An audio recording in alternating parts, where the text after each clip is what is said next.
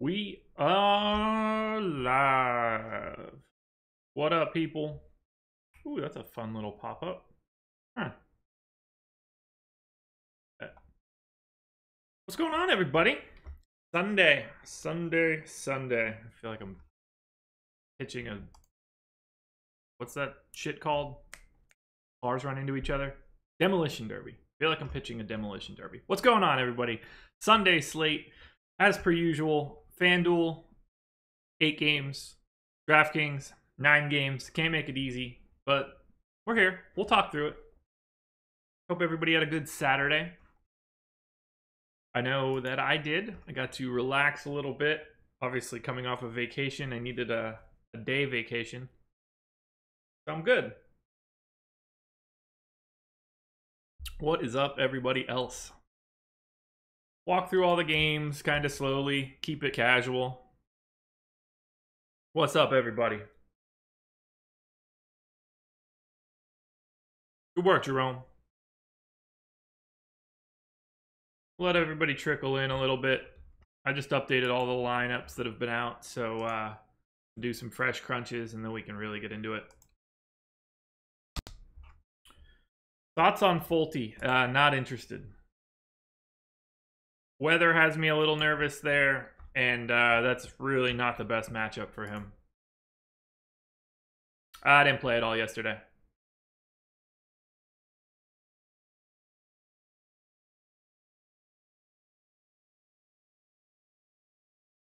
Hubs lineups in. Nats lineups in.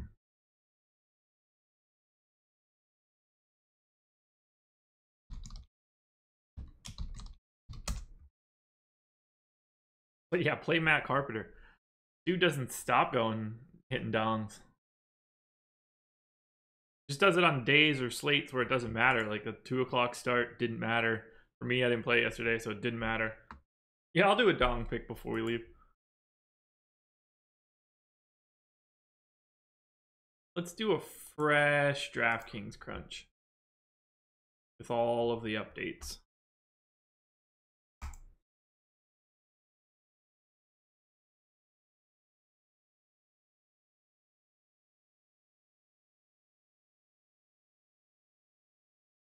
Does a lineup builder come with Osmo Premium? As of right now, it does not.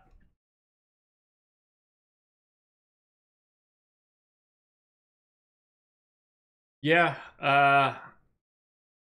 Sale Max Archer Hap is going to be a very popular rotated combination.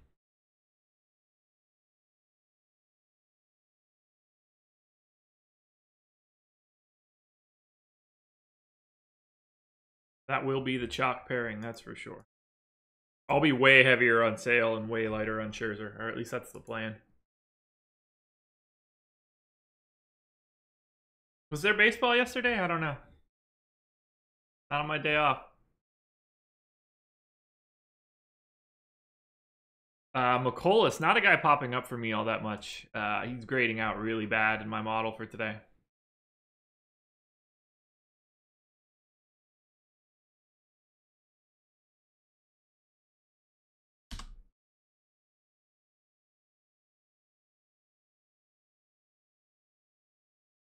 So let's get some crunches done. That way everything looks a-okay.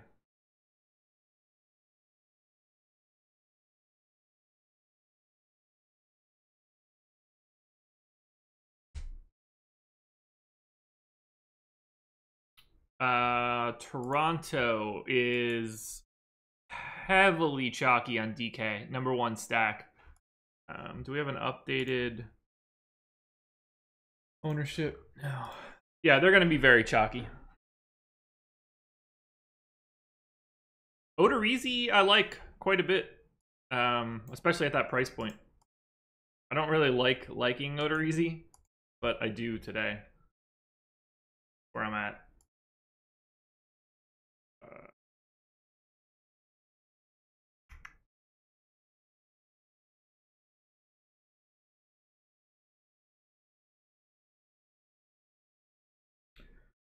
Yeah, Odorizzi's in a good spot.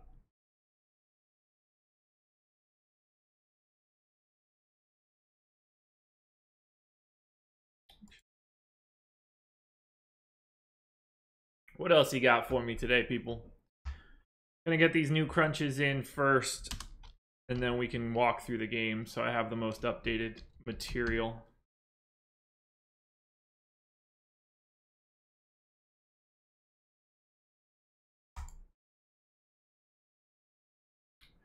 Yeah, I like Archer.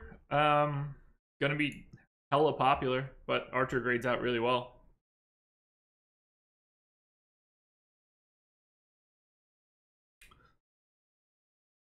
For the Twins, I'm like middle of the pack. I'm way under the field right now, so I'm not a big, well, be more specific, not a huge Twins believer on DK. I have about half the field, but last night's performance is no reason to ignore them today. The Team Stack tab is part of the beta for Fantasy Cruncher. I think they have some information on how to get that on their forum.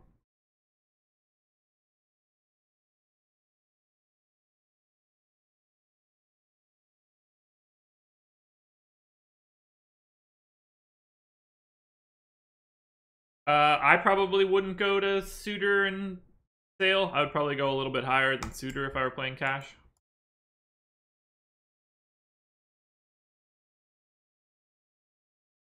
Alrighty, almost there. Come on, Cruncher.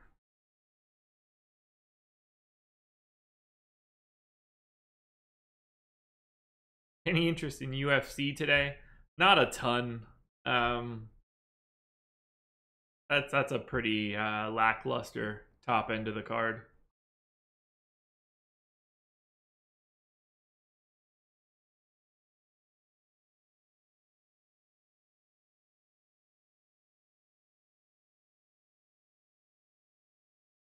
What was I doing? Oh yeah. Ooh. Value plays on FanDuel. We'll get there. We'll get there. I'm gonna walk through every game. I'm just refreshing for all of the lines that have come out because we have like 10 lineups that are official at this point. So I'd rather make sure that I have the most up-to-date stuff before I start my rambling.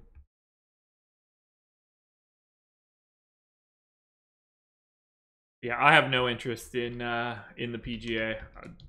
I don't keep tabs on it really. Not for me. That's coming from someone that played golf in high school, but it's just I have no interest any longer.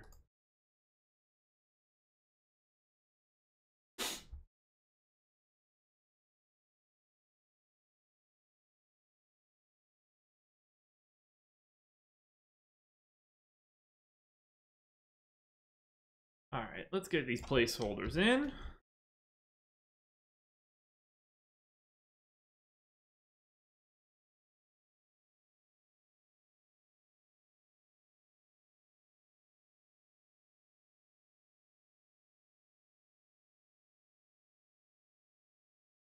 DK placeholders entered. That's a good start. Let's load FanDuel.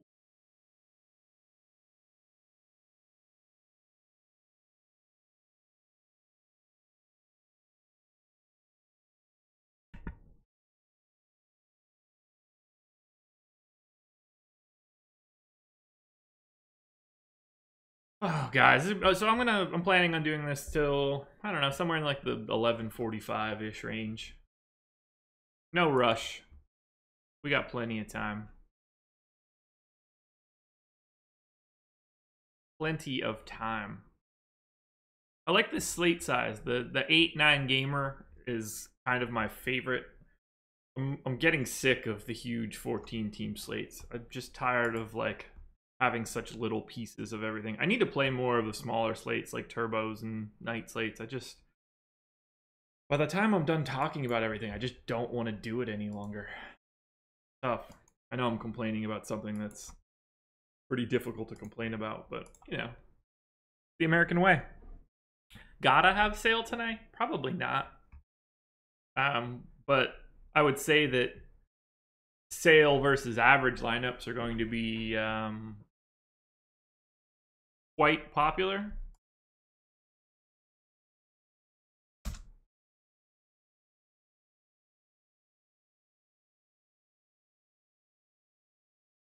Tigers lineup out.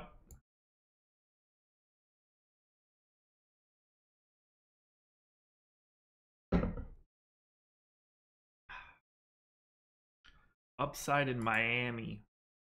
No, that is not a team that I'm going to have on either side. At least not yet.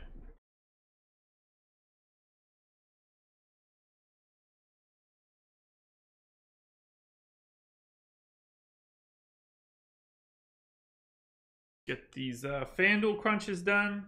I'd say we'll be able to get started going through everything in the next 5 minutes. Weather a concern today. A little bit in that Nats game.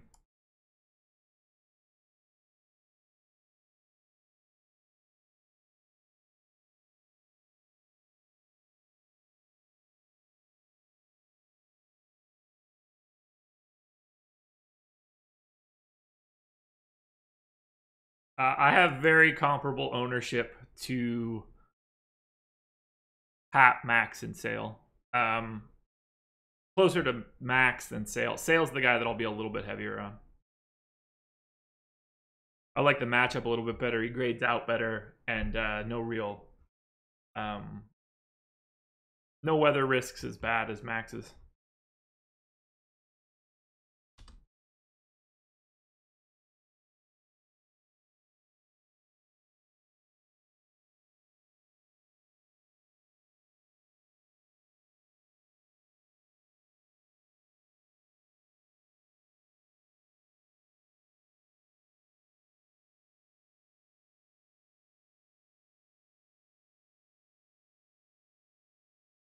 Yeah, all good there. 13.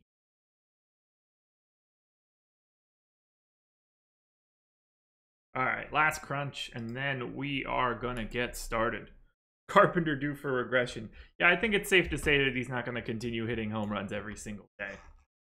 A safe bet, I think. Don't quote me on that. But I assume that Carpenter is not going to continue this torrid pace. Which sucks because the 2 games that he's gone off on were like 2 situations where I didn't have him. And he's normally a guy that I roster a lot. So I could do without that.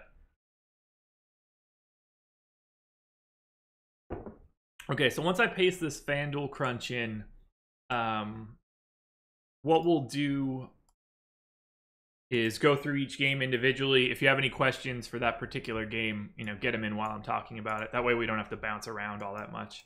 And then at the end, we can talk sort of in bigger detail. I think I did this already, but whatever. Close, save.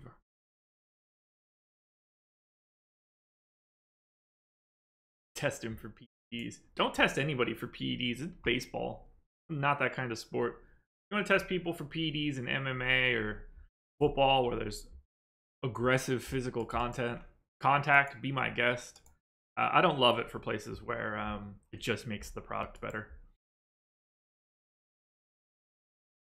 Sure, I'm in the minority there, but I also don't care that I'm in the minority. I'm very pro PED. Archer and Odorizzi, absolutely. Absolutely.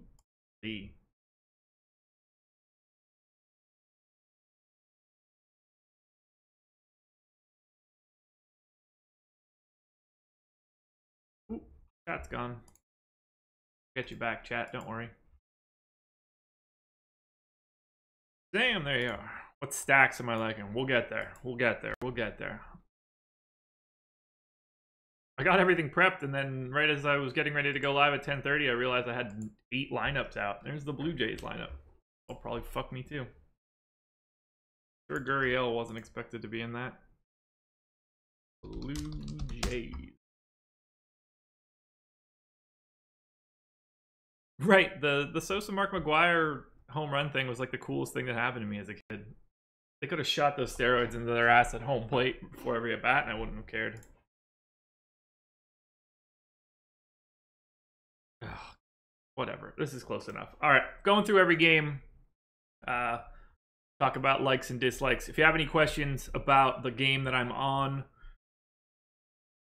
feel free to ask while I'm in that game. First game up, Orioles and Blue Jays. I guess we should, I'll worry about odds later too, they haven't moved. Orioles 3.8 run implied total. Blue Jays 5.2.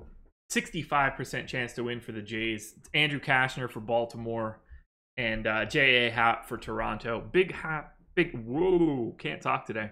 Big Happ fan. I think he grades out really well. He is one of my spotlight. What? Oh, window is open. Let me paste this in too. Sorry. Didn't realize I didn't put my placeholder in for FanDuel. I have a ton of Happ. He was a spotlight pitcher today. If you read that, that is my article for today. But it's the Orioles. There's so much swing and miss in that lineup, and there's so much like lack of talent that I'm all over J.A. Happ today. It'd be hard to avoid him, in my opinion. There is some risk there, though. I don't love Happ as much in a cash game just because there's a lot of power in Baltimore. But I'm mostly looking at Jays bats, which I think grade out really well. They're my #1 stack on FanDuel, #5 on DK, but I still like them a ton. Lots and lots and lots of Curtis Granderson at that price, especially against Kashner, who's super bad. There's 2 more lineups. Oh, I already did this. Speaking of the Orioles lineup, that's out right now. It's quite different. So all my crunches are largely meaningless, but we can talk anyway.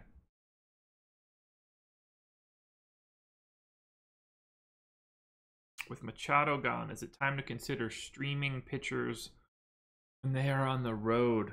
I mean, maybe. Is there more swing and miss?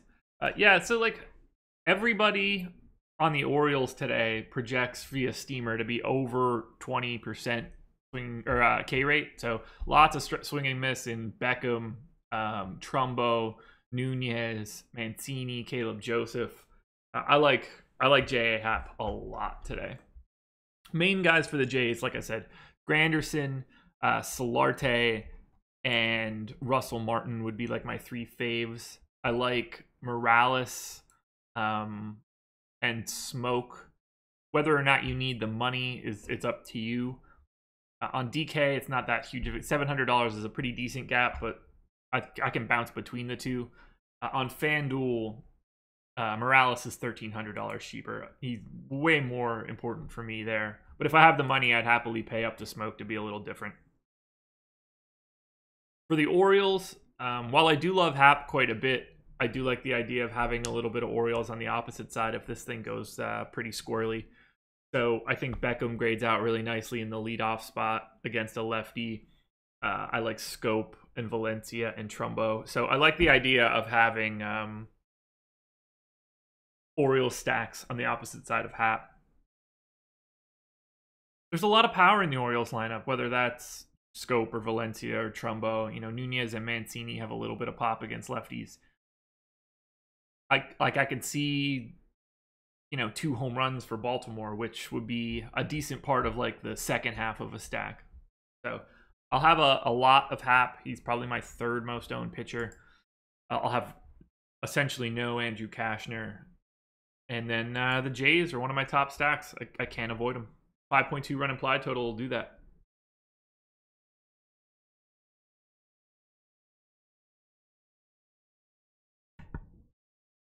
Courtney, you are right. Jays do have high Ks. Granderson, Grichuk, Smoke, Russell Martin. All those guys K a lot. But luckily for them, they face Andrew Kashner and not someone good. All right, moving on. Marlins and Rays. Marlins 3.1 run implied total. Rays 4.2. It's a 62% chance to win for the Rays. Trevor Richards going for Miami. Chris Archer going for Tampa. Archer, another guy grading out really well.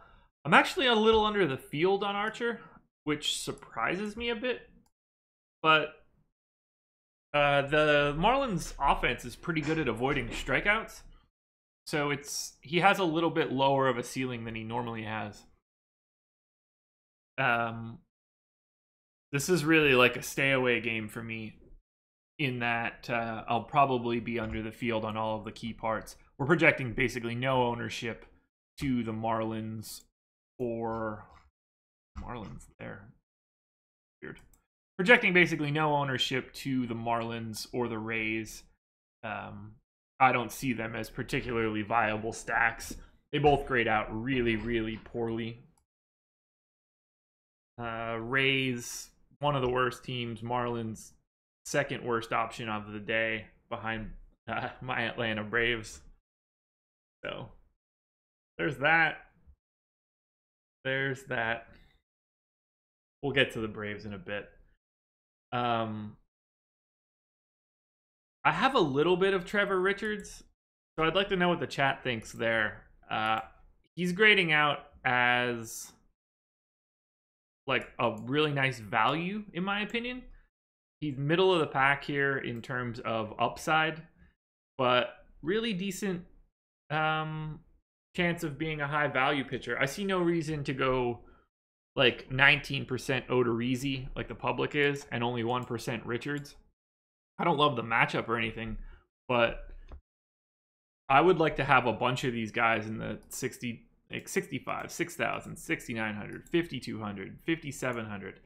I'm more spreading my ownership out there than having just a ton of Odorizzi or a ton of Suter. So I'll have some Trevor Richards, and it looks like I'll be in the minority there. So go Trevor Richards tonight.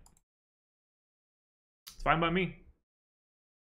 As for hitters, if you're looking for any like one-off options, Choi is probably fine on FanDuel at 2,200, but there's so many first basemen on the Rays. A real tough team to stack up today.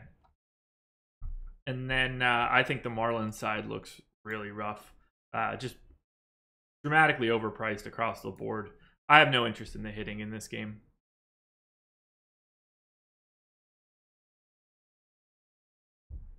Oh, I'm out of coffee. It's almost kombucha time. I'm going to have to walk downstairs. We'll do one more game, and then I'm going to go grab another drink. Give me 3 drinks on this table. Desk.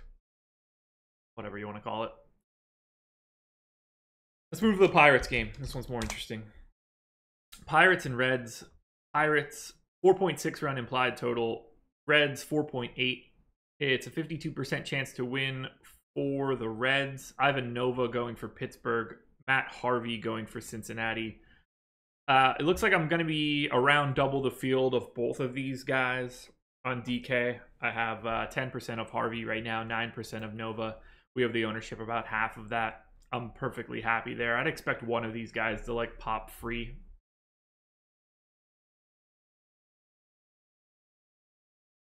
Just be if you play 4. Courtney, save that one for the end, and we could talk about some more like holistic strategy stuff. I don't want to break up the flow.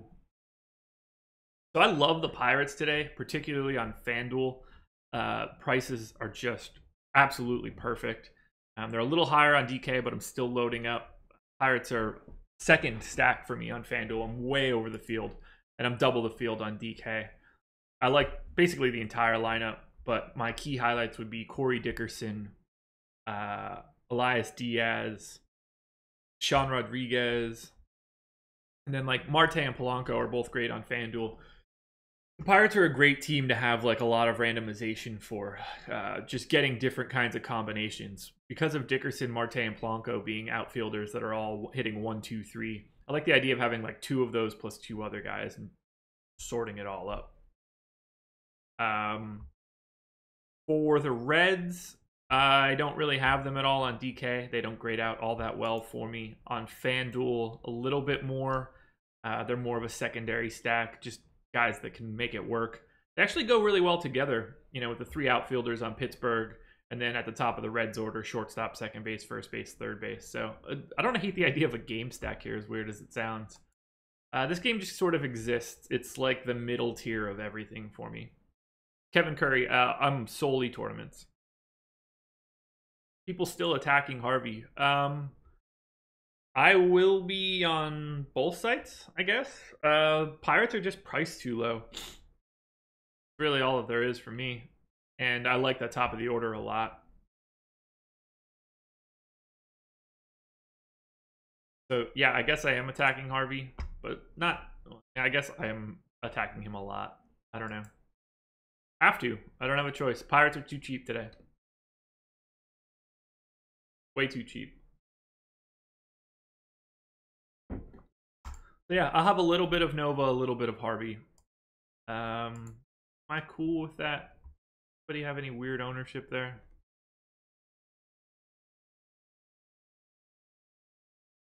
Nah, I'm cool with that. Votto grades out really nicely on DK. So if you need a one-off first baseman, I think Votto's a good one. Is there any way to get an alert when ownership projections are updated? Not that I'm aware of, but it is something we're looking into. I know that's probably a bit annoying.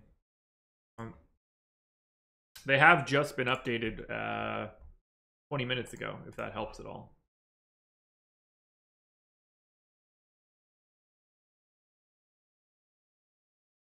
It's definitely something we're looking into. Update those ownership projections. All right, FanDuel in. DraftKings in.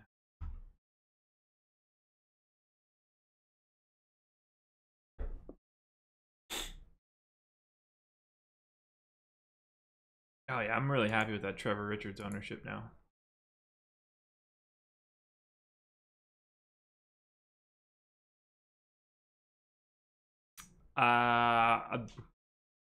That's a simple and complex answer, Courtney. This is my model. So when people have high projections relative to their salary, that's what grading out well means. All right. Here's a big one to talk about. Red Sox and Tigers. Red Sox 5.3 run implied total. Tigers 2.9. It's a 75% chance to win for Chris Sale, who's going for Boston. Blaine Hardy going for Detroit. I love Sale. We're projecting him to be the chalkiest pitcher, and with good reason. This is the best matchup on the board. Tons of swing and miss in the Tigers lineup. Tons of terrible hitters in that lineup. Only good guy, in my opinion. Only guy above average, as I mentioned in Spotlight Hitters and Stacks. Only guy projected to be above average is Nick Castellanos. So, yeah, I'm loading up on Sale. I have absolutely no interest in the Tigers as a hedge stack. And I like Boston quite a bit. Number 1 stack on DraftKings. They're number 6 on FanDuel for me right now. I'm absolutely loading up on all things Boston here, whether that's pitching or hitting. Only guy, I don't really love Benintendi all that much. Lefty, he struggles there. He's a bit expensive, but if you're looking to get leverage on the field, he's not going to be owned. But I am loading up on Boston. Can't get enough, in my opinion. Tigers, everything is enough. One line of the Tigers is enough. All right, I'm grabbing a kombucha. BRB. Nope, that's not what that means.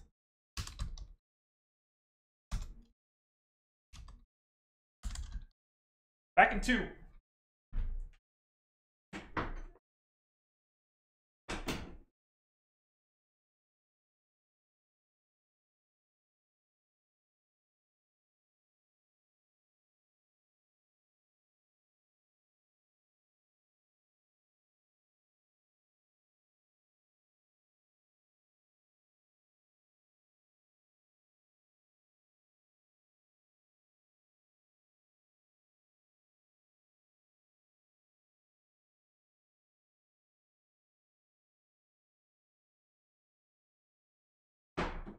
Did you miss me? Did you miss me?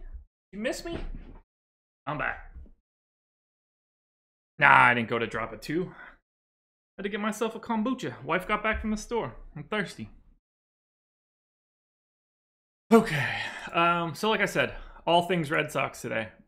Sale is my favorite pitcher. He was the top spotlight pitcher for me today. I think he grades out better than Scherzer just in general. And then all the weather concerns or potential weather concerns for Max makes me prefer Sale quite a bit. Speaking of Max, talk about it. Braves and Nats. 4.5 run implied total for the Nats. Just 3. for the Braves. Not great. 67% chance to win for Scherzer. It's Fulte going for the Braves. Not digging Fulte today. Projects really, really poorly. Probably the worst option of the slate. If we're talking about price and upside. Yeah, I want no Fulte. Ooh, I'm going to sneeze.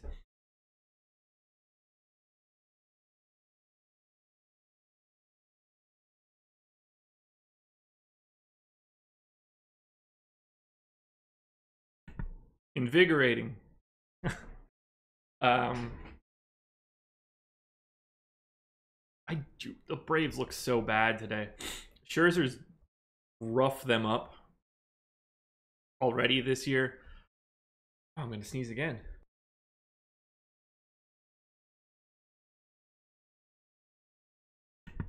That third one was the one I needed. So, pull this up. I have way less concern about the Boston weather than I do about the Nats weather. I think there's a little bit of a chance that Nats-Braves game doesn't play, and that dings Scherzer a bit. I think you have to fully avoid Braves bats. This is a really tough spot. And then Nats bats, they're not going to be a team that I get to a whole lot. They do grade out relatively well, but I have to factor in, the chances that this game is a problem. And by doing that, it really brings me down on the Nats. So I'm hoping this game stays super quiet. I'm hoping that Scherzer doesn't go too wild and that the Nats bats are relatively muted. I don't like this game just because of the weather. If we're talking about guys that I do like, Eaton, Turner, Harper, Rendon, Soto, I mean, 1 to 6, I guess, on the Nats will be fine, but I'm avoiding it here. Flowers as a punt, I would not do that.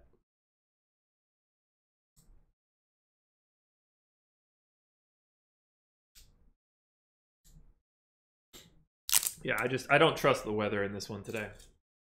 Doesn't seem worth the risk, in my opinion. So, this is almost a full fade for me. I'll have like a few lines of Nats. I won't have the Braves regardless. And right now we're projecting max at 30% ownership on DK. Same on FanDuel. And you can see that I'm at about 20. So, 2/3 of the ownership. Where I'm at. Sorry, Braves. Can't help it. But, Max Scherzer's good. Alrighty, hopping over to Dodgers Brewers. Dodgers, 4.6 run implied total. Brewers, 4.1. It's a 55% chance to win for the Dodgers. Alex Wood for LA. Brent Suter going for Milwaukee. I like Suter. He grades out all right.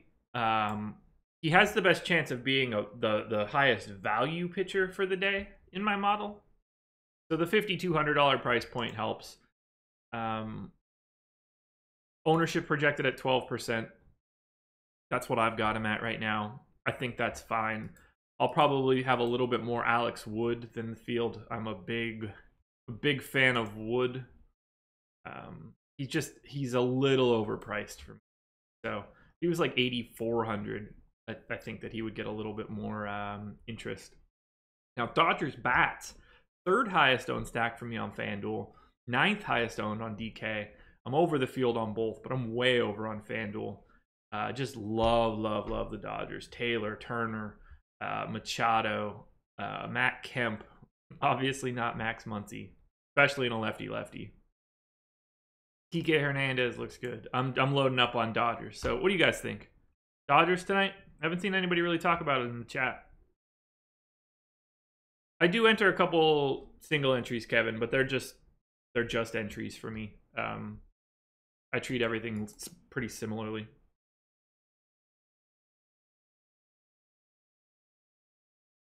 I do max out everything that I play, though.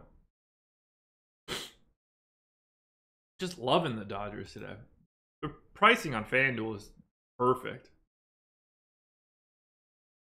To get like Kemp, Machado, Turner, Taylor, third base, shortstop, 2 outfielders at 14-2 total. Sign me up, man.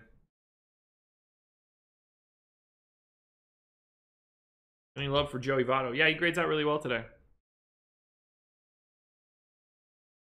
I don't know about Muncy being good against lefties, but he is acceptable.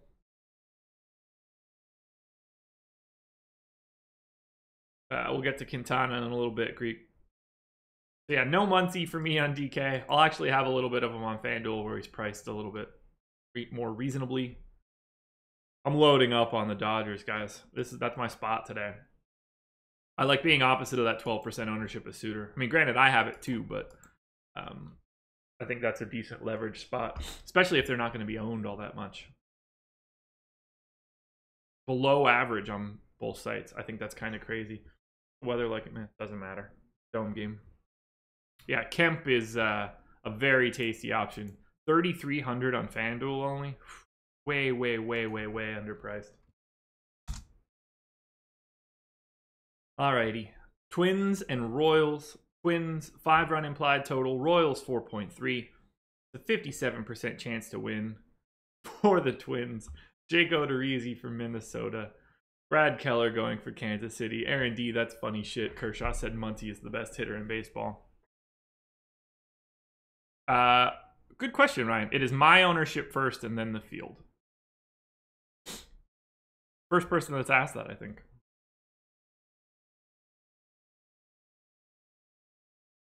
All right, this one's a weird one. Twins are my number 4 stack on both sites. They're very, very chalky. So I'm basically with the field here. All of the things you would think you like, I like. Whether that's Mauer leading off, super cheap. Eddie Rosario, Brian Dozier, Logan Morrison, one of my favorite plays of the day on DK. 3,000 for a right hand, or for getting the lefty righty matchup for a first baseman. I'll take that all day. Weather looks really, really nice. Just only 85 degrees. You'd like a little bit better hitting weather, but I'll take it. And then I'm loading up on Odorizzi. I'm a little under the field right now. Odorizzi projected at 19% ownership. I only have 13 right now, but I don't mind having him. I like it a lot. The interesting part here, I kind of like the Royals stack. It's concentrated at the top of the order, but they're really cheap on FanDuel, and their first 5 are really cheap on DK. So Merrifield, Bonifacio, Moose Tacos, Salvador Perez, Luke Duda. I'm really a fan of those first 5 guys, so I'm gonna have a decent amount of Royals. So if things get squirrely for Jake Odorizzi, I think I can benefit there. Is a game stack viable here? I do think that it is. See, how do they fit? Yeah, you can get to a game stack with very little effort here in Twins Royals. I like it. And not a ton of interest for the Royals on DraftKings, so that's a decent spot to do it. Morrison's that dude, though, today. He is my dude. Might be my home run pick, actually. How high does he rank?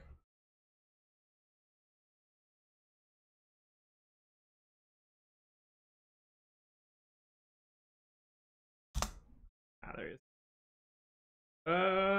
Maybe not. Doesn't give up homers. Ooh, there's 2 lineups. Dodgers lineup and Royals lineup just popped. Dodgers one obviously incredibly important with how much I was just publicly tugging them.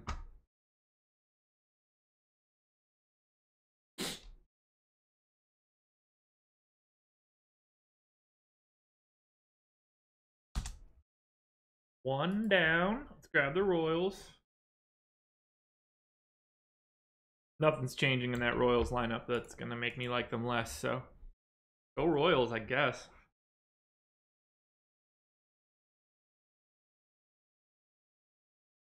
Probably save this too. Been a minute. God, this is so damn good today.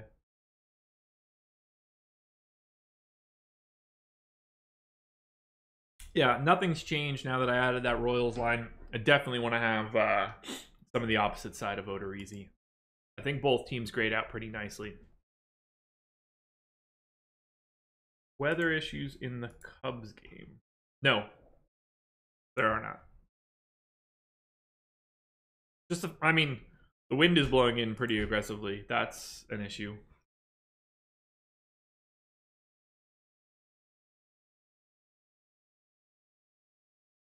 Oh yeah, speaking of, is that line out yet? 7.5 in that. I have it at 8.5, I think.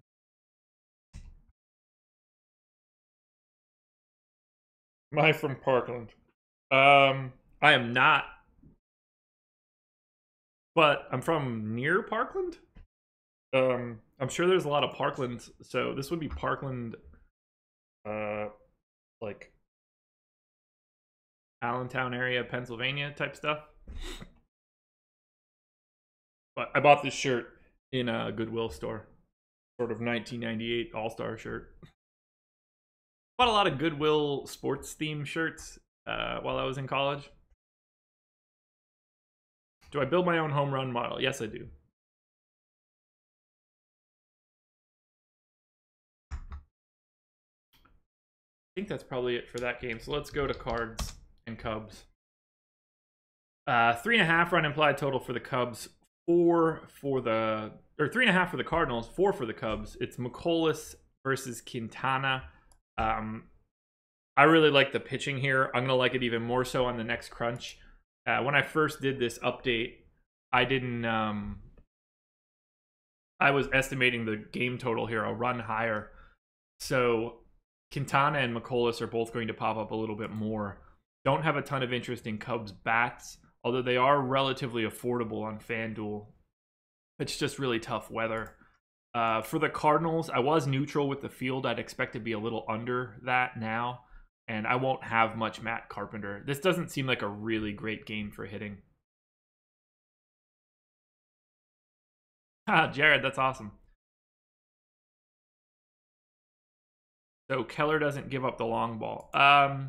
Not a ton. Like, he's better than average at keeping it in the park for people that are playing today. Yeah, I don't see a ton to like here, Cardinals and Cubs bats. Hopefully Carpenter's recent boost, so to speak, will push his ownership up a little bit. But if we're going to have some decent wind blowing dead center straight back at home plate, and this total's at 7.5, I feel pretty good not being anywhere near these bats. I'll have a decent amount of Quintana, probably above the field now that I've moved that line a little bit. He grades out really nicely. Matthew, we'll hit that question up as soon as I finish this Indians game. I just want to walk through all of it first. Indians and Rangers. Sorry, FanDuel peeps. You're not going to give many shits about this one. 6.1 run implied total for the Indians. 4.9 for the Rangers. 61% chance to win for Cleveland. It's Mike Clevinger against Giovanni Gallardo. I'll have a little bit of Clevinger. We're not projecting any real ownership, but while this is a really big run total, I think there's an avenue for Clevinger to have a big day. Gallo strikes out over 30% of the time. Chirinos does. Guzman in the at 24. Odor at 23. DeShields at 24. There's a scenario where Clevinger has it going and he could put up a ton of Ks. So I don't want to completely ignore him. I'll happily have a little bit more than the field here. He's the type of guy that I would go to instead of having so much Scherzer with that risk. As for bats, hard to not like both sides. 6.1 run implied total for the Indians. They're my number 2 stack on DraftKings. You know what's going on here. Lindor, Brantley, Ramirez, Encarnacion or Alonso, depending on which direction you want to go there, by how much you want to spend. I prefer Encarnacion today. Yan Gomes looking really good as a catcher option, but you can also go to the Rangers. Chu, Odor, Joey Gallo, all the lefties look really good here. Anderson, Beltre always look good. So I'm stacking up the hitters way more than I'm stacking up anything else here. Second and third stacks for the entire DraftKings slate looks good, but I do like the idea of having a little bit of Clevinger, especially if the Rangers are going to be so highly owned. It's like a reverse hedge.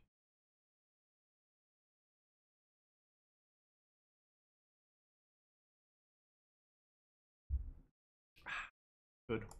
All right, so that's a quick walkthrough of all the games. We still have the 1, 2, 3, 4, 5 more lineups to go.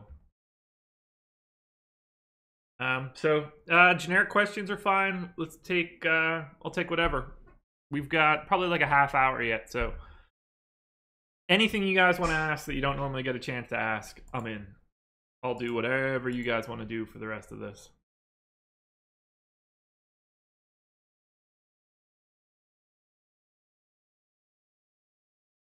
I'm anxious to see. Let's update my my game lines and stuff. Oh yeah, dong call. Let me update the Vegas stuff, and then we'll do the dong pick.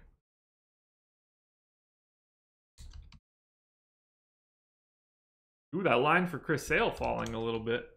Not that it matters all that much, but.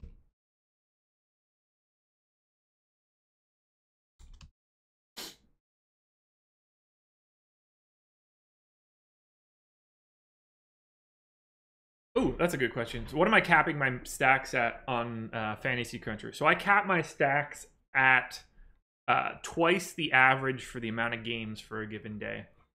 So let's just use DraftKings as an example. So it's twice the average rounded up. So today there are 18 teams on the DK slate. So 1 in 18 would be 5.6 average. So I would do that times 2, so I'd get 11, so I round that up to 12. So 12% will be both of my stacks.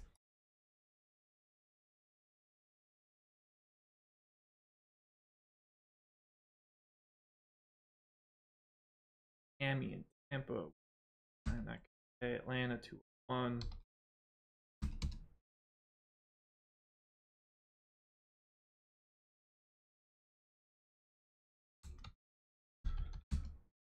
Having Twins, that can stay. Cardinals, that can stay.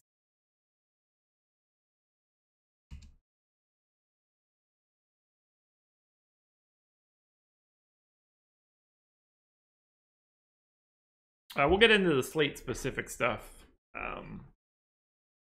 because I can just answer though. We can just bring it up on the screen.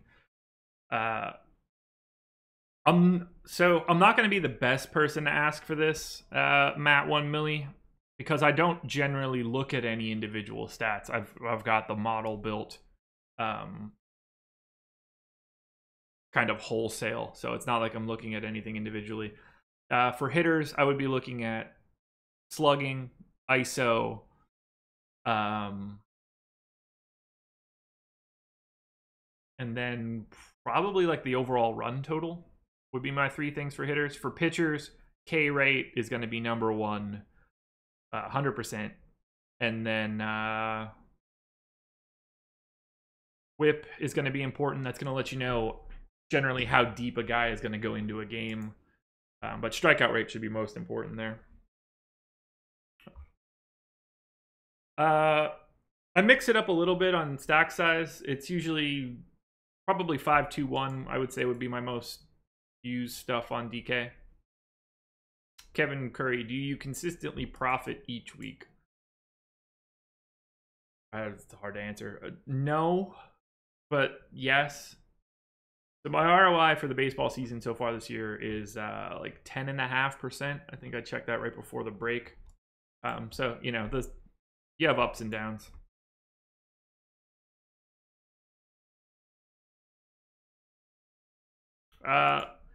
Woba, I've gone on this little tangent quite a bit. So Woba is good to like directionally tell you if somebody is talented. You know, a guy with a high Woba is generally going to be a good hitter, but there's no tie to salary there first. And then second, which I think is the biggest part, Woba's a linear weights metric. So it gives a value to singles, doubles, triples, homers, walks, whatever. All of those things get a value. The problem is those values don't match the exact same values that we have for fantasy scoring. Fantasy scoring is nothing more than a different set of linear weights. The scoring that you have for FanDuel and DK is exactly like the way that you would calculate Woba.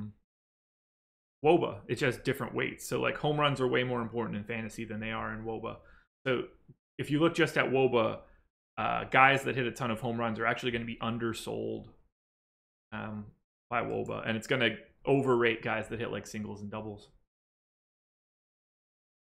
I do talk about weighted runs created plus a lot. So weighted runs created plus is going to be like WOBA adjusted for park, neutralized for the field. So that gives you an idea of sort of where somebody ranks in a holistic sense. It's not necessarily a great fantasy metric, but it's the best metric to point you towards general talent. I would imagine I would do 6-man stacks on Yahoo, but I've never played it. So I don't want to give you information that I don't truly have. It's that Yahoo's not for me. I've got enough going with 2 sites. All right, get these totals in, and then we can talk a little bit more shop about slate specific stuff. So Baltimore and Toronto, 8 points. Boston, 7.9. Pittsburgh, 4 Miami.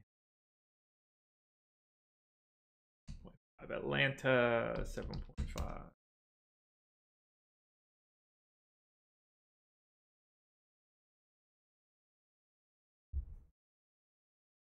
I feel like you gave me the Heisman. I probably did. I'm really just not a big James Shields fan. Didn't work out for me, so good call for you. I like Carpenter, but I'm not overreacting to this recency. That game has I don't care what he did yesterday or 2 days ago or whatever. That game just doesn't grade out well. 7.5 run implied total, win coming in dead center. Feels like a good day to not be on Carpenter.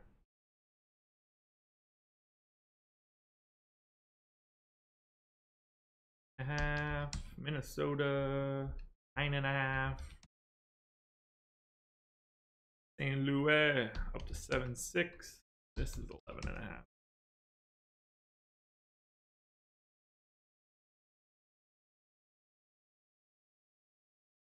When I have ownership projections, what do I decide that it's okay to make a leverage stack?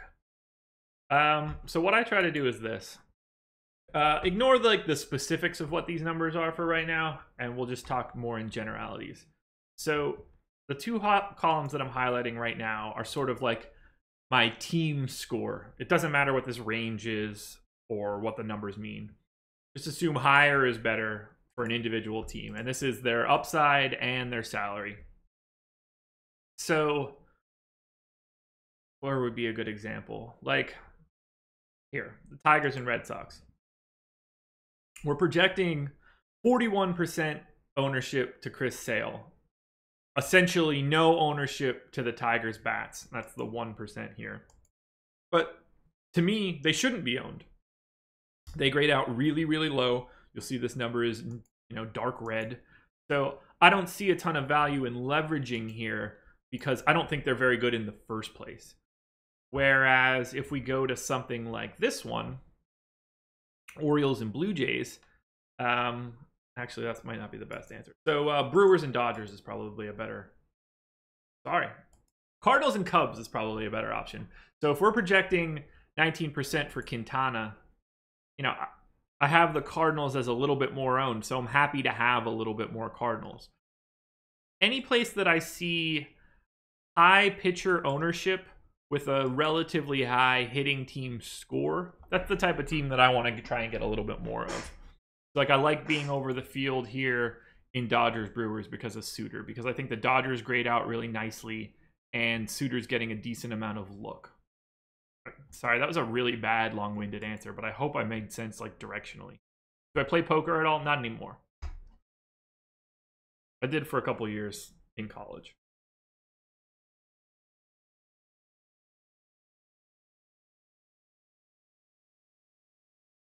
Any more lineups? Nope.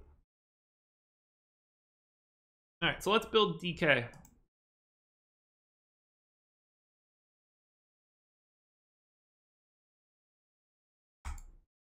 Grab my DK projections.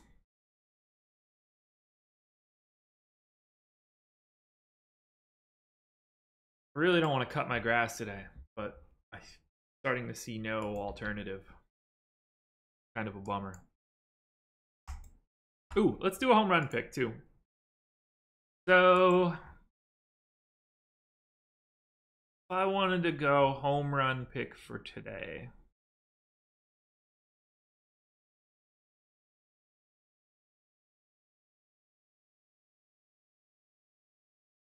I've done it before for Kendry Morales, but I'm not going to go that direction today. I'm going to go Granderson, actually. Give me Curtis Granderson. Yeah, Kevin, not for me.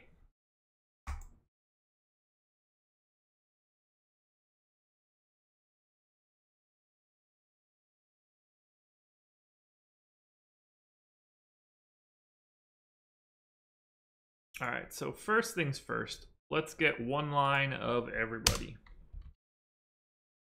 1 out of 18 is 5.6. Beat.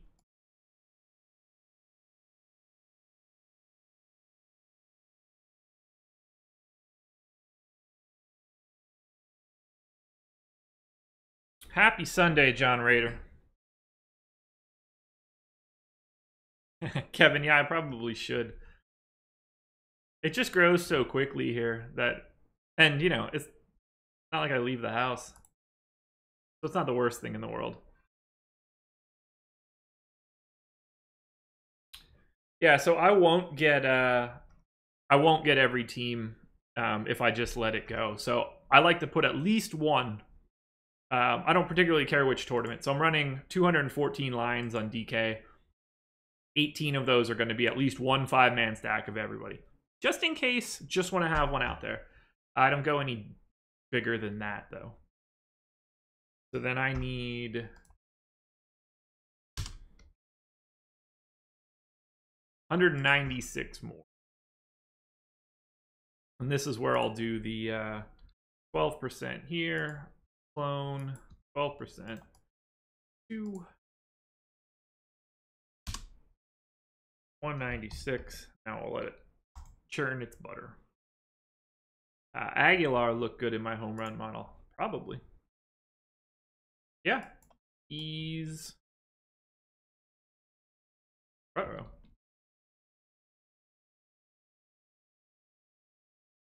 25th? No, 19th? I should put the rank in there.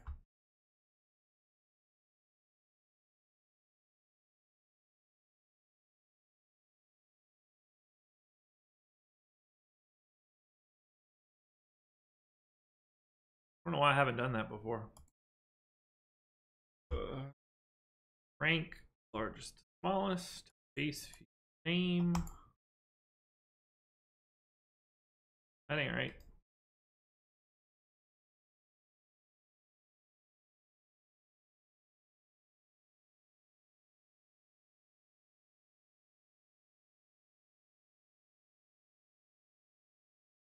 Why is that giving me the same thing? Full spots. Shouldn't be.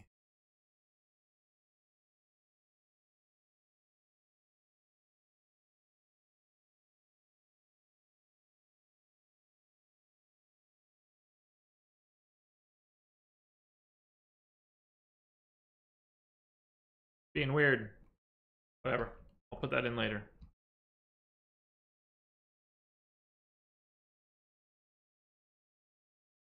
I wish I had a cannoli for breakfast. Ooh, circling back to the question about my randomness. Yeah, I'm a big fan of randomness, particularly in baseball. More so for hitters than pitchers. Like, in all actuality, if you have a guy projected for 9 fantasy points, the real range is like 0 to 18. So I like to have a little bit of... I feel like it makes me have more variance in the lines. It doesn't really change my overall exposure, but it does mix my guys up a little bit more. When you get into having guys that have very similar projections, like a good example, shortstop on DK. So like when you have guys like this in the Lindor, Machado, Bogarts, Baez area, generally I want a little bit more randomness so I don't just get Lindor as like my one-off shortstop every single time.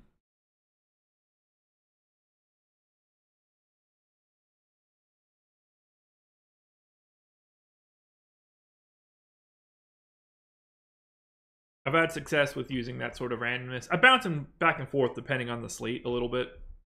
depending on where like the concentration of talent is on the pitching side. I prefer Edwin, but I don't have a problem with Yonder in that question. That's just one I know that I don't have to look up because I've been looking at it a lot today. So there are my DK lines. Now we could take a look at them legit. Rankings are out as well. They've been out for like a half hour just in case anybody was curious. Crunch DK.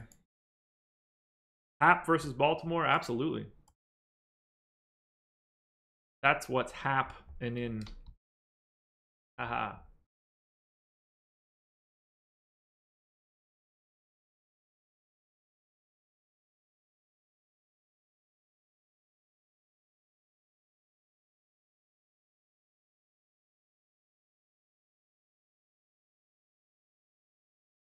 All right, so this is my official first crunch of DK.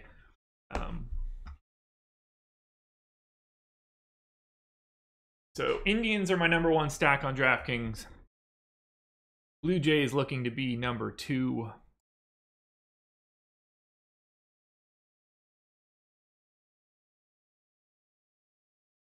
Red Sox 3rd. Rangers 4th. Those are my DK crunchy crunches that are popping off for me. Very minimal on Scherzer right now. I'm right with the field on Quintana, a little bit under on Archer. I've got way more Alex Wood and McCollis now. I didn't expect the McCollis one, but once I dropped that line by a half run, I like having more Wood and McCollis here. I think that grades out nicely. Now I don't have much Clevenger, which I think is interesting. See, it's that quick, man. The margins are that tiny to go from someone that you want to have to someone that you don't.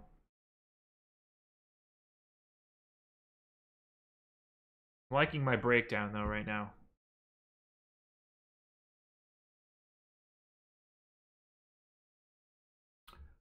So I walked through that a little bit.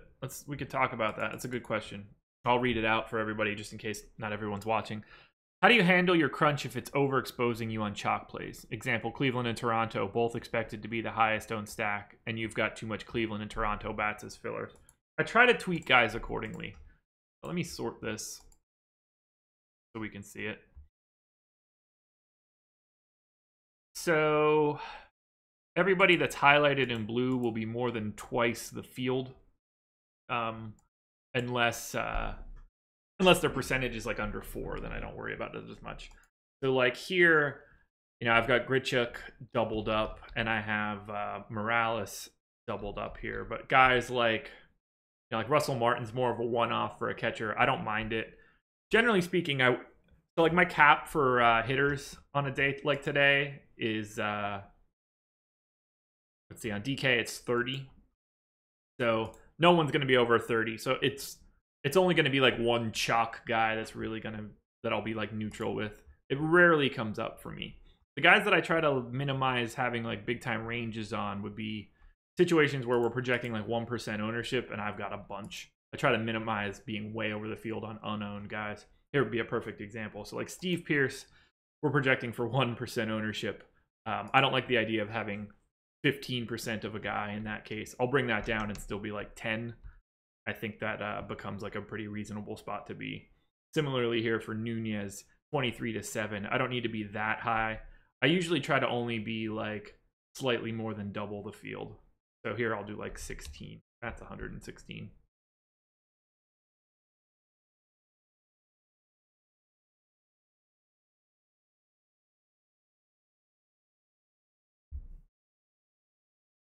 Joel, I don't look at DVP or BVP in this case at all. Not a fan. So just circling back to like my exposures and everything. Normally there's only a few guys that I have to manually adjust. Just from where I set my caps, nobody gets too squirrely.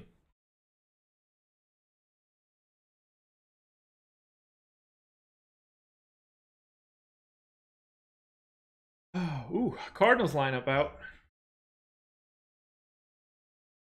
We're getting there.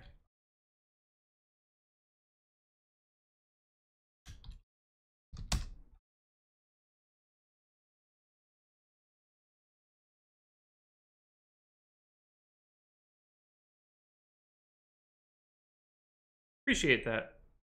I try to be. I mean, I don't. What's the point of having anything to highlight?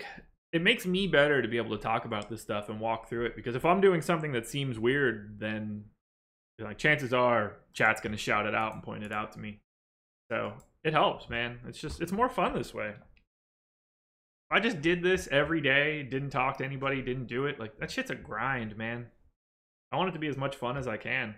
I'd rather be a neutral, like this is gonna sound stupid, I'd rather be a neutral player and still have fun while I was doing this stuff.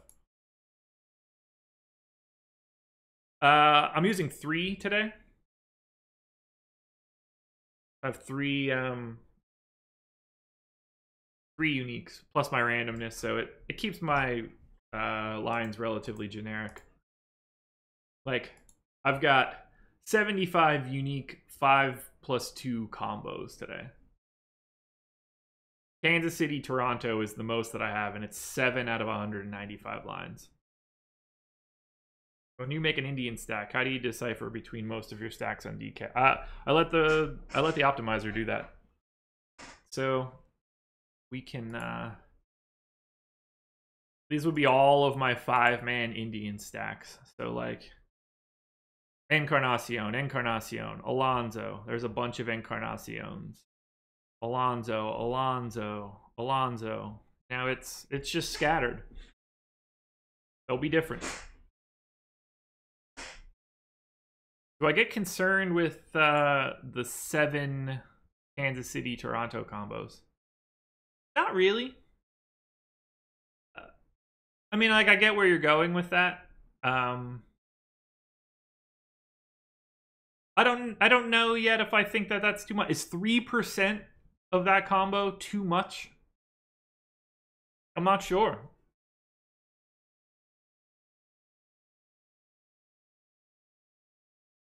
How many major Kansas City stacks do I have? Good question.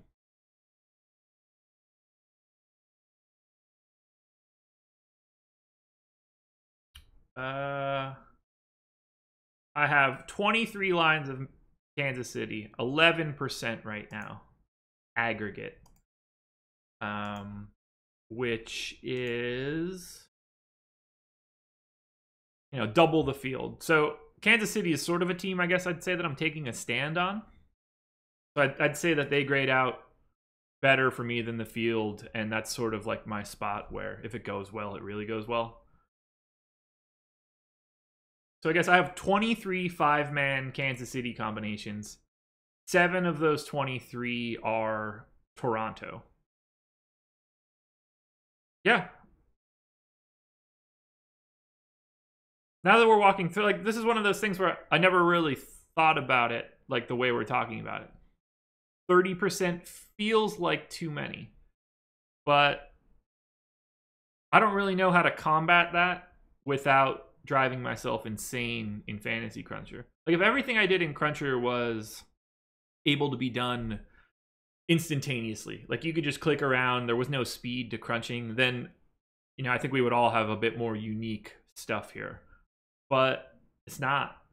So I don't really know how to minimize those combos outside of crunching 5-2 stacks and changing my like exposures on the 2 portion of it, which I guess I probably should do.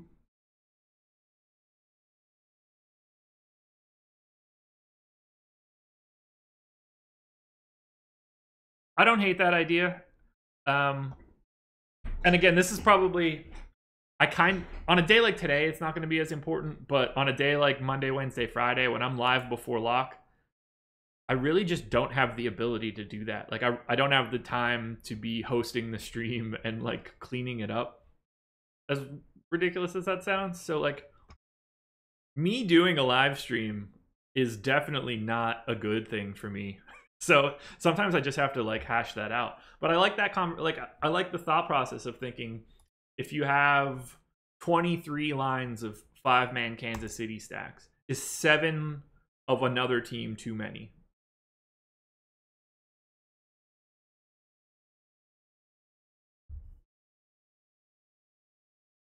I don't know. I don't know what the answer to that is. I mean, it's not if it's right, obviously.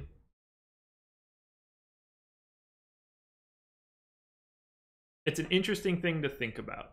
So I've got 7 lines of Toronto, 6 lines of Boston. So that's 13 of the 23.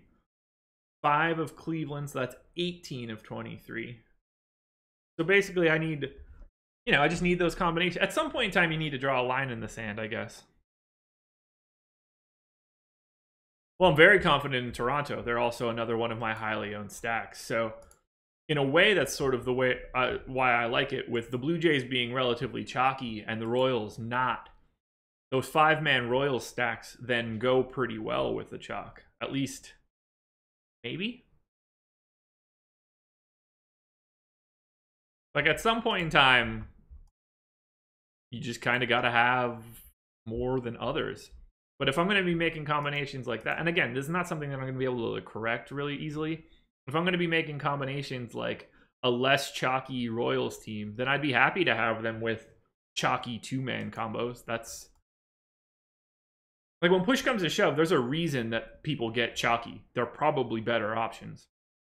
So if I have a lower exposure Royals stack, I don't mind having chalk in that 2 spot. I don't need to be different everywhere. Or do I? Look, it's one of those things. If I had the roadmap, I'd probably shut up more. You guys would probably never know who I was. I'd be Alex. But I don't have that roadmap yet. I've got better than a map. I've got like MapQuest directions that used to print out in like the mid-2000s. Whereas Alex has had a GPS for a while. The goal is to get the GPS. I do want a couple with Cleveland, and I do have a couple with Cleveland. So that's the good way to talk about it. I know I'm going into this a little bit deeper, but this is sort of the stuff that we don't always talk about all that much. So yeah, I like having some with, or maybe I don't have many with, yeah, I have 5 with Cleveland, so I'm happy with that. Basically, if I'm going to have Kansas City, I would expect my combos there to be with the teams that are chalky.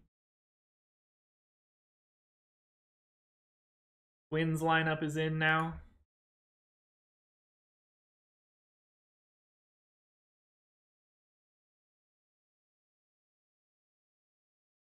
Dawn call was Granderson, yeah. Is Clevenger too risky? It's starting to seem like it is a bit too risky.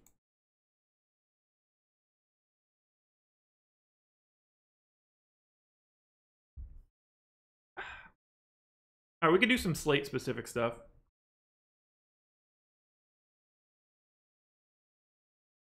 Let's see where I have Dwight Smith at.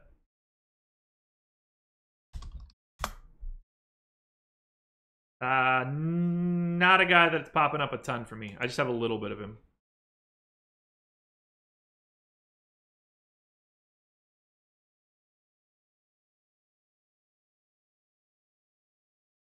Yeah, I like that. I like this crunch. I like this spread. I think it breaks out pretty nicely. Oh, no, don't apologize. This is the stuff I like to talk about. I'm really only afforded this opportunity on Sundays. Otherwise, I'll have Jake on here for 5 hours.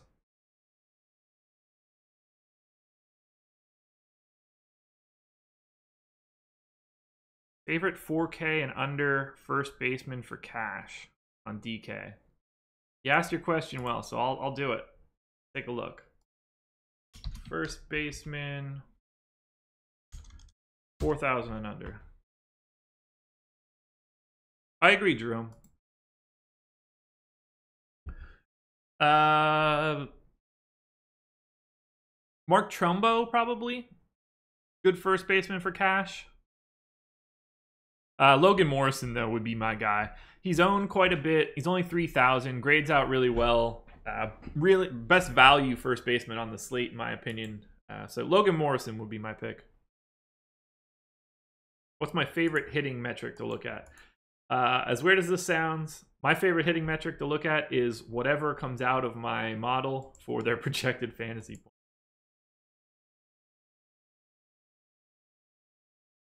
Yeah, it's a tough battle doing these live streams or doing any sort of streams with people to balance like what people are looking for to sort of what you kind of have to talk to on a day-to-day basis. Because in some, like, I mean, I don't necessarily, hold on, I got a cough. I mean, none of this like either or stuff is terribly important to me. I don't look at it like that. And my goal is to just get people to not look at it like that. Most guys are probably closer than they should be. Instead of going 1 or 0, it's really like 55 to 45 type stuff. So I just kind of like having bigger conversations than that. Yeah, I love Morrison a lot. The problem with doing the deep dives like myself or Manny, that you know, less people care. Lots of people that are showing up to chats are just like, yo, should I take Sale or Scherzer? And when they get that answer, they're done. So kind of a tough balance. I try to blend it as much as I can. But like for me, this is just, it's a reason to screw around in Excel. That's kind of like my favorite part of all of this. How many lineups do we have left? Brewers are out, so it's what? Just Indians and Rangers. So everything is good for FanDuel. Let's finish off FanDuel then. I'm not really in any rush right now, so.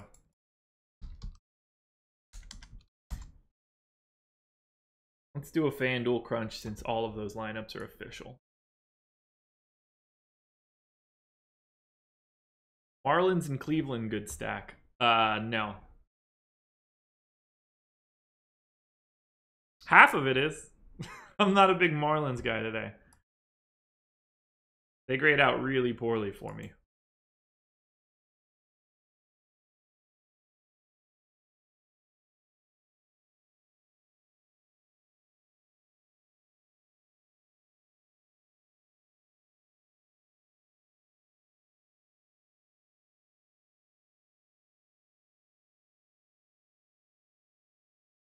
Good to know, Mortal Syndicate. I appreciate that.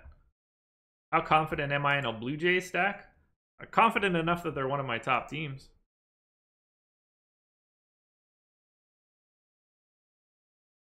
We don't need it, man. I mean, don't get me wrong. I would appreciate that sort of stuff, but this is just going to exist. Like the tip stuff and everything, not for the public stuff. We're just happy to have you guys here.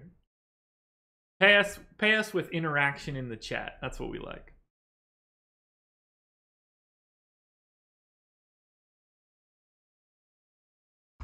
All right, let's crunch out FanDuel since all those lineups are in.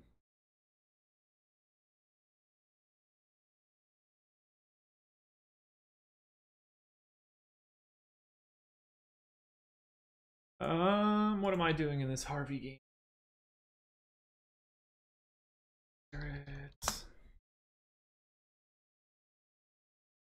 So I'm predominantly taking Corey Dickerson, Elias Diaz, and Sean Rodriguez for the Pirates, if that helps you at all.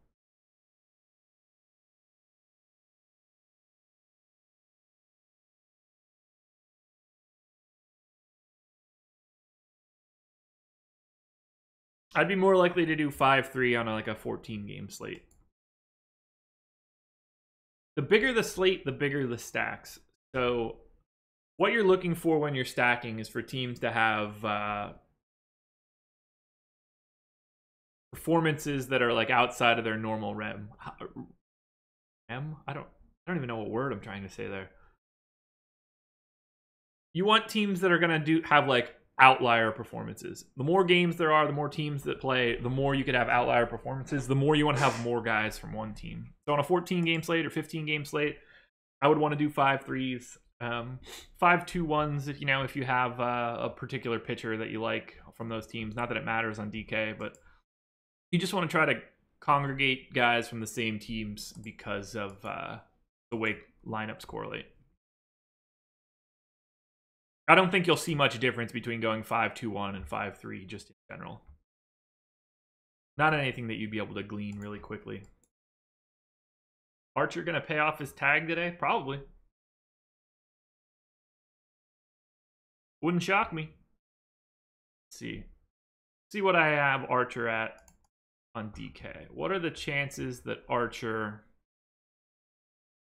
has more than 20 on DraftKings.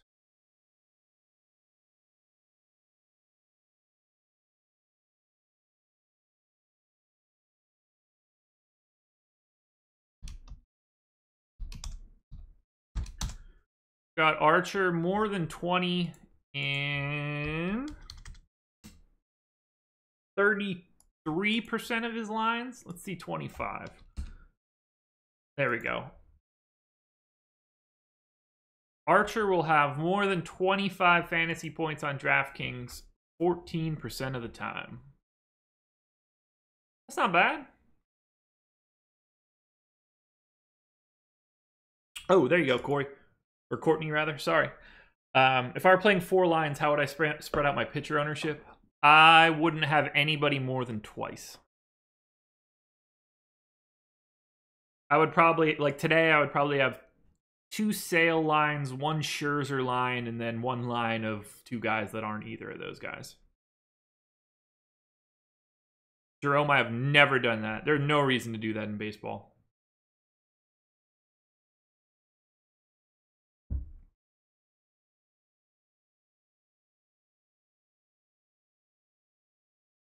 You should always be taking guys that are playing. It's not like the NBA where like you take somebody like Tony Allen and they can just essentially not be playing. That guy's going to bat no matter what. Opportunities are fixed.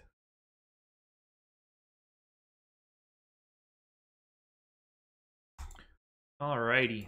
Let us do the final FanDuel crunch for today. I won't have to make any updates. Exciting.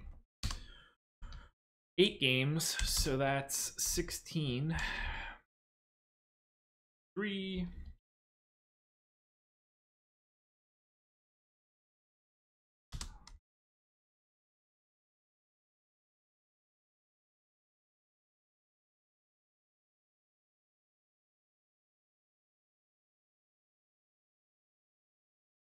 Which Red Sox players am I targeting? All of them.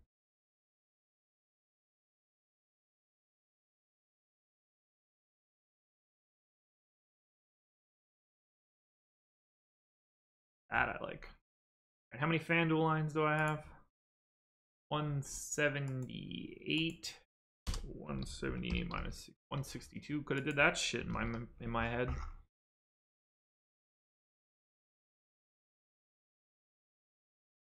$13. What?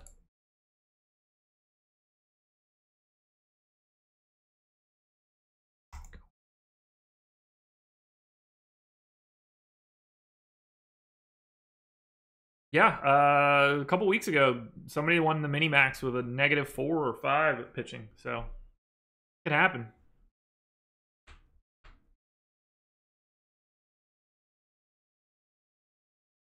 Archer or Hap? I would prefer Hap, but let me make sure that I'm saying that without lying to you. Yeah, I would prefer Hap.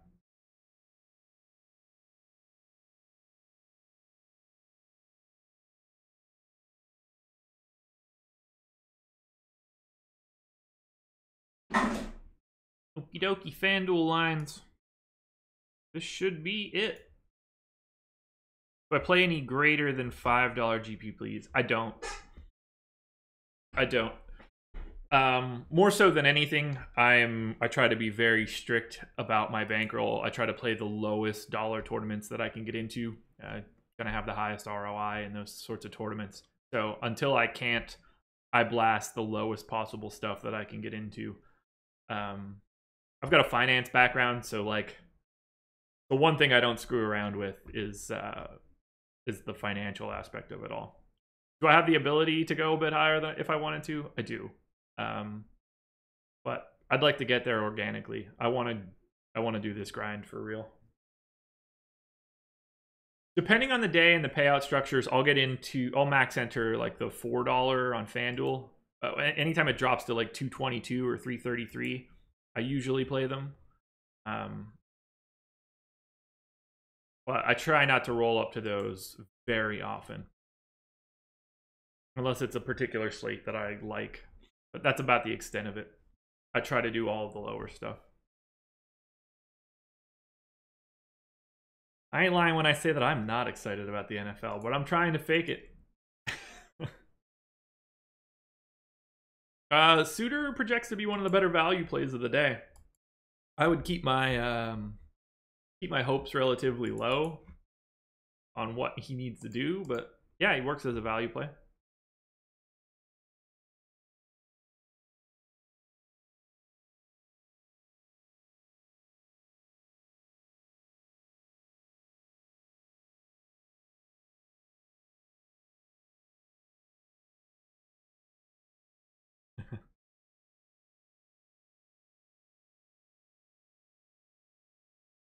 I max out the mini max, the quarter arcade on FanDuel. If there are any like 10 or 20 entry tournaments on FanDuel, I do those. And then I get into a bunch of the 100-man contest on FanDuel at $1 and $2.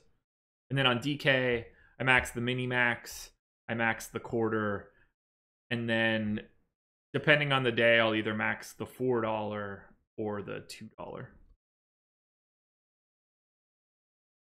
If I had to go on single entry on FanDuel, which would you? I assume there's another question.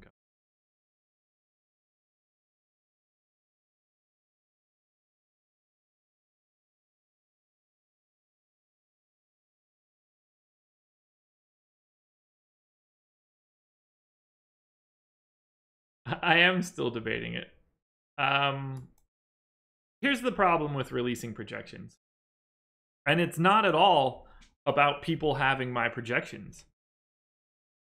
I just don't want to be responsible for it. Because as soon as you start being responsible for it, then people expect it, and then it becomes a pain in the ass. I hate having to make sure that I get other updates out. So it's a tough balance because of being live all the time to like bounce over and make sure everybody still gets their updated stuff. We'll see.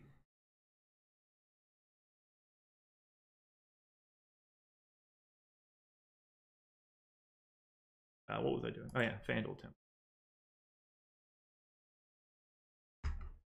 $8 150 max is a bit out of my price range right now for where I want to be. In theory, I could get it. Yeah, they would not be Osimo.com responsibility. They would be my responsibility. Whoops.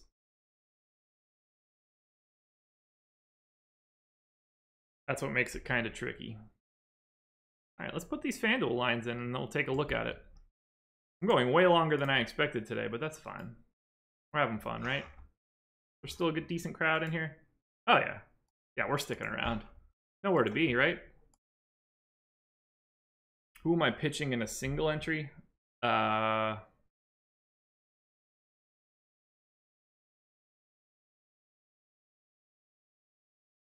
run call was Curtis Granderson. If I was playing a single entry on DK, I'd probably have like Alex Wood and Sale or something like that.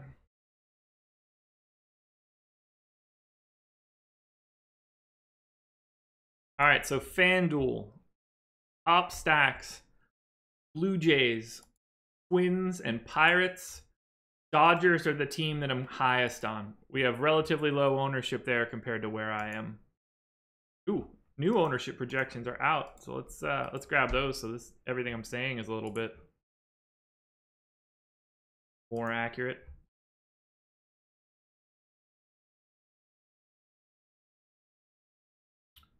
FanDuel, DraftKings. The weather does bother me in that Nats game. I have way less Scherzer than the field.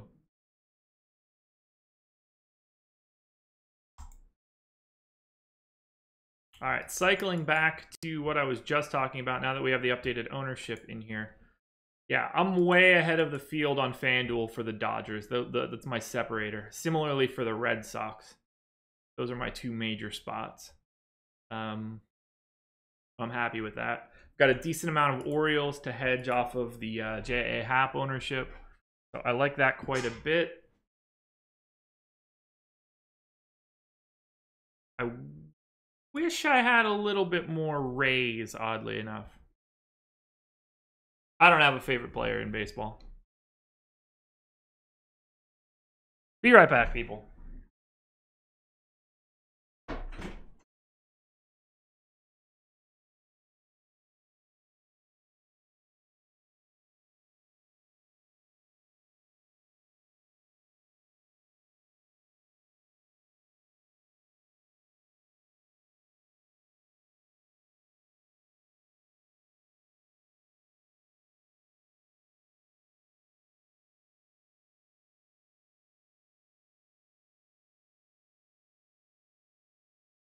we're good. I need a little bit of water.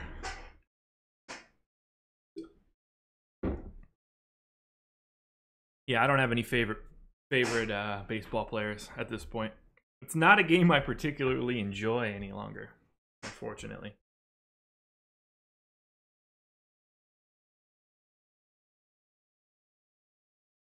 Yeah, Rangers, 12% in the aggregate. I mean, that's the same amount I have, so that's fine by me, I guess.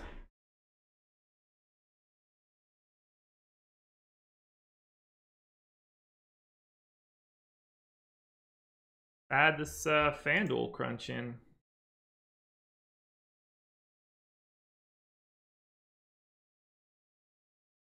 Yeah, we've got a water cooler like just outside my office, so pretty easy to fill it up.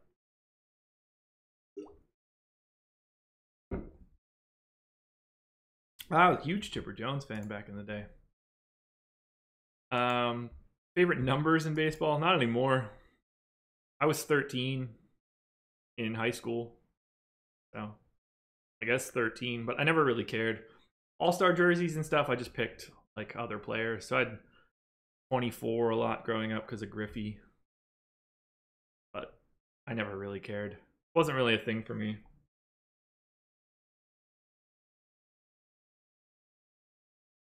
Basketball, since I was tall, I always had to have like higher number jerseys, so it was always like 34 or 41. Max or Archer on FanDuel? I'll actually answer that because I think it's interesting. It's got to be Max if you're not worried about the weather. Notable basketball news? Not really.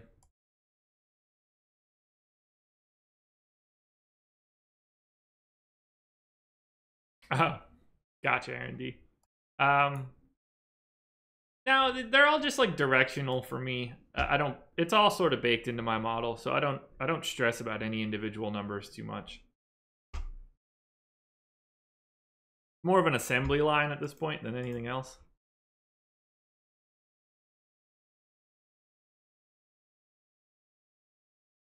Get your questions in, people. I'll answer whatever you want today.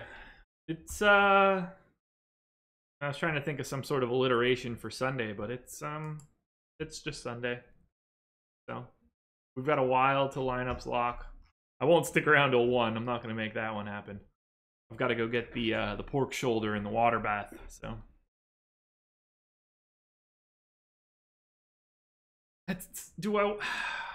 I don't want to do a crunch for this Indians and Rangers game, but I don't know when we're going to get this stupid lineup. Any changes, like I know that I need to make changes, so I hate doing crunches for no reason. Highest scoring stacks today.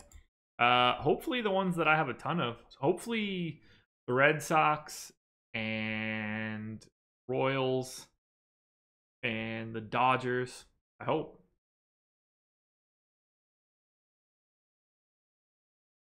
Rangers just posted. Good. That's one. It didn't pop up on my particular there it is, site that I look at that I won't mention. Although if you saw the formatting, you'd know where it is. Drew Brees or Tom Brady? Give me Tom Brady, although weird with his son. Drew Brees is a crook, so who knows?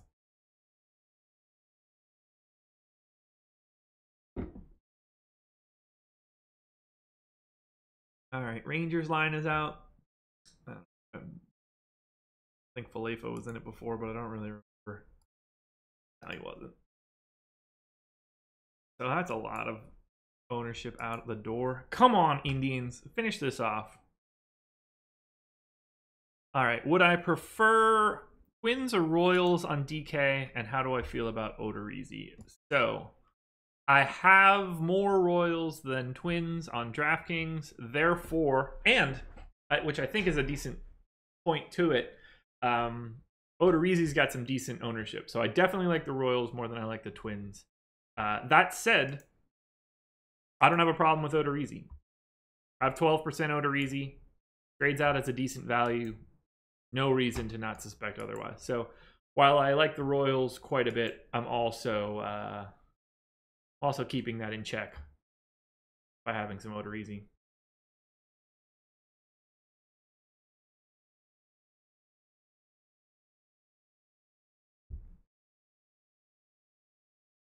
NFL's weird, man. I just don't know why people care. So it's such a week-to-week season. How much does lineup order affect my process? Quite a bit.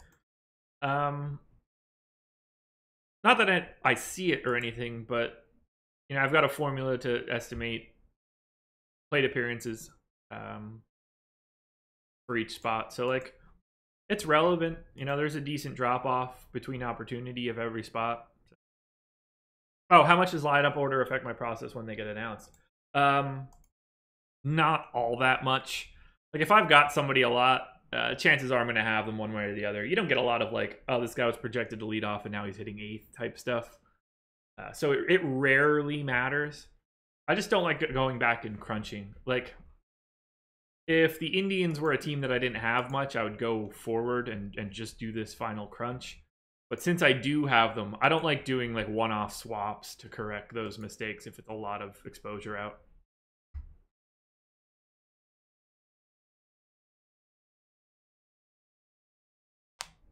Yeah, gambling is why.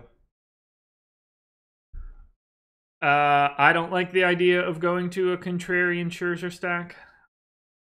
The weather has me a little nervous there for one, but two, I don't think they grade out all that well. Scherzer's really good. I don't like being contrarian against like aces, so there's just not enough. There's not enough utility there. Like we're projecting the Braves 3% ownership. That's below average. I just don't see the need. I'll have them in one lineup. That's it. That's all. I'll stick around until that Indians lineup comes out or until 12:15, whatever happens first.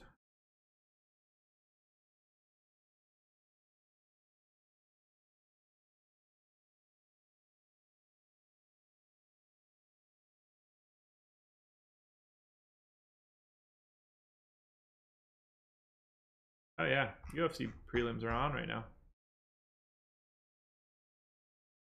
That is a terrible picture, Rachel Nichols. Terrible.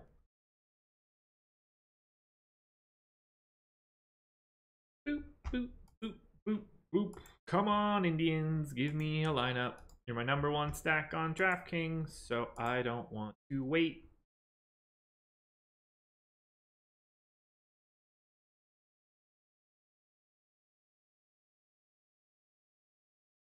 All right, who do I have? What are the chances that any of those guys do pretty?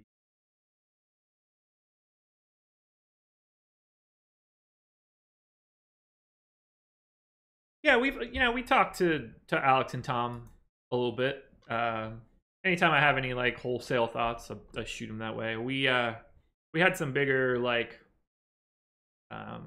staff discussions to start about just sort of things that we look at and everything. If I were saying something they didn't want me to say, they would probably be like, yeah, we don't really look at that. So I think we're generally on the same page. The numbers that come out of my model are in the ballpark of Alex's, like the perfect pitcher type stuff seems to be correlated really nicely. So it's probably more lineup construction that differs, and that's kind of everything considering the money that those two guys make. Where was I before this gig? So I did solo NBA stuff for this past season, but I had like a normal desk job. I did financial work for a research organization for a couple years. I worked at a college for a very short time, but most of it was doing financial work for a CRO. And then I got all the equipment and did basically this podcast almost every day for NBA content, just posting it free to Reddit. And that kind of moved me forward. I do a Boston Indians fantasy crunch on FanDuel. I could see what I have for it at least. Nothing else to do right now until that Indians line comes out.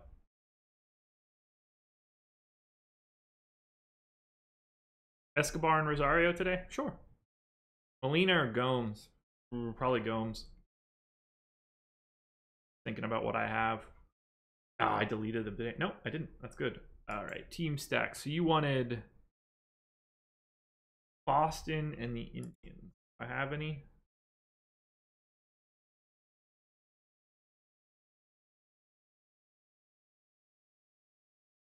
Wait, there is no...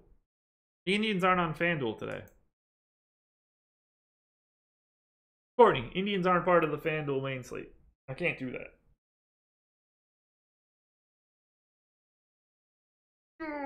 Wow, I've been going for an hour and 40 minutes. Holy shit. Was your corporate job anything like the show The Office? It's like The Office, but without any of the humor. An office job is the most soul-sucking experience I've ever had in my life. It's depressing. Like you can do good work and understand that your job is meaningless. And those people just didn't. And like you get all this inner office trouble. So and so didn't do this. It's like, who cares? Who cares? So not important. Eventually, it just drove me insane, and I got lucky. Indians, Blue Jays, Courtney. Anything for you? So, nope, nope. Again, Indians not on FanDuel. So. Sorry, Dave. It really is. Look, you know, I was in it for years and years until, I don't know, 4 months ago.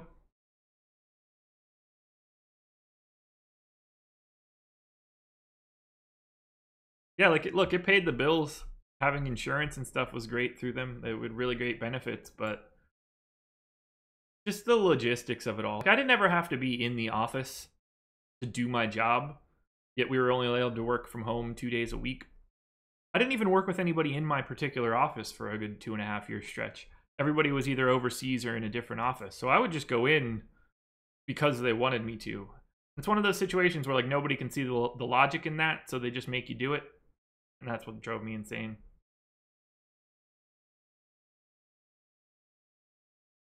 It was for the 3-letter pharmaceutical company downtown. Yes, that I don't mind talking about it. I've worked for PPD. They're located in Wilmington, North Carolina, but a global clinical research organization that, you know,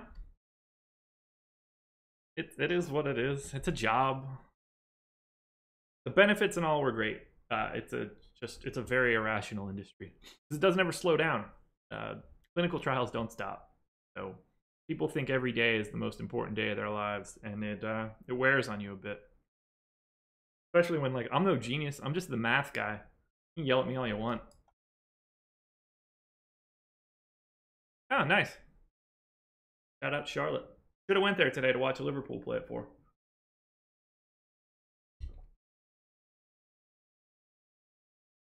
Yeah, I hear you.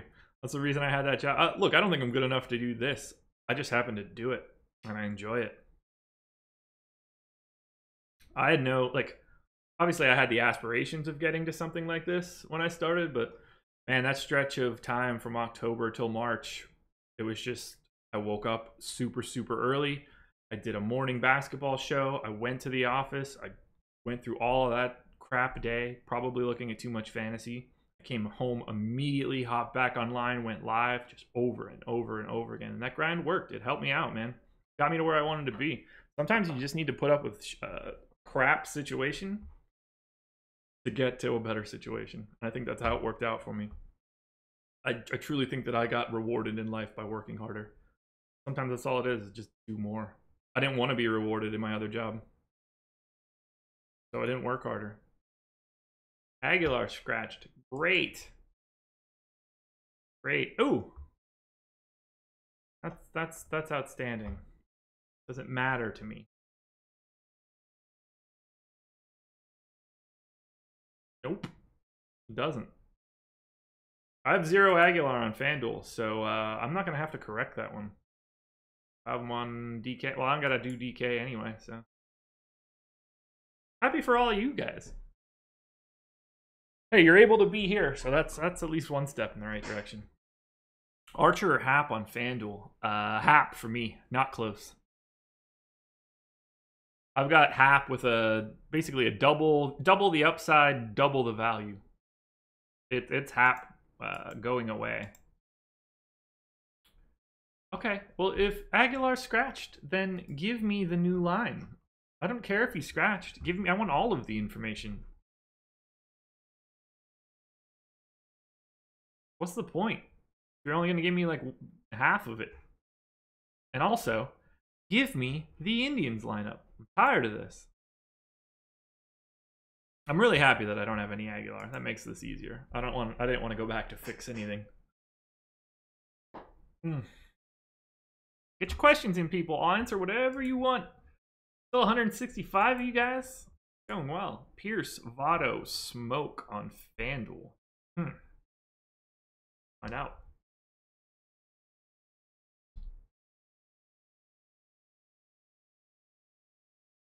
Joey Votto. Steve Pierce. Justin Smoke. Smoke with the highest projection, 13.5 fantasy points, also has the highest expected ownership, 13%. Given the 3 on FanDuel, I would say that Smoke would be my preference. And I would probably go to Pierce before Votto, but it's close.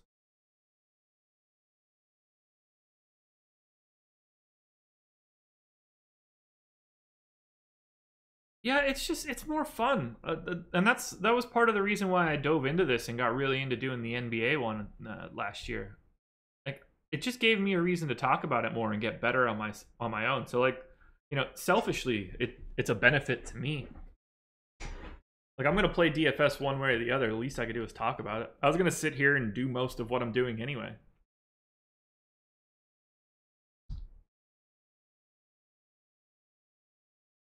Yeah, we'll do another roundtable at some point in time. Probably maybe right before the football season, if I had to guess.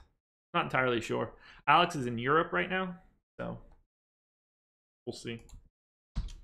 Boss man took a vacay. Favorite shortstop on DK? So Lindor projects as my highest guy. He's also the guy that I have owned the most. I wouldn't have a problem with Machado either. He grades out really nicely. Elvis Andrus is probably the best combination of upside and value. And if you need to truly punt, I think Sean Rodriguez is a decent option.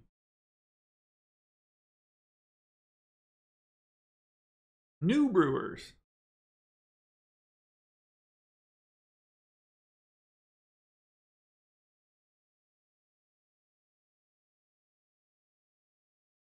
App sale, DK cash. Yeah, definitely.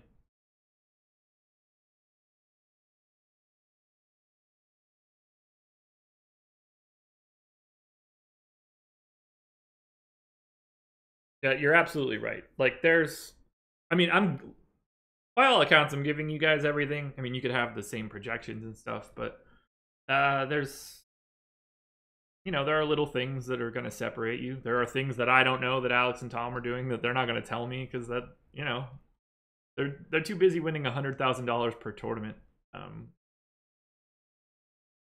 It's my goal to get there. Organically, too.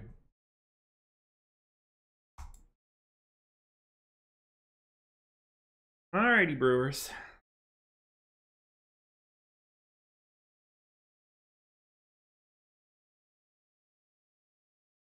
Seriously, this Indians lineup is irritating me to a very high degree.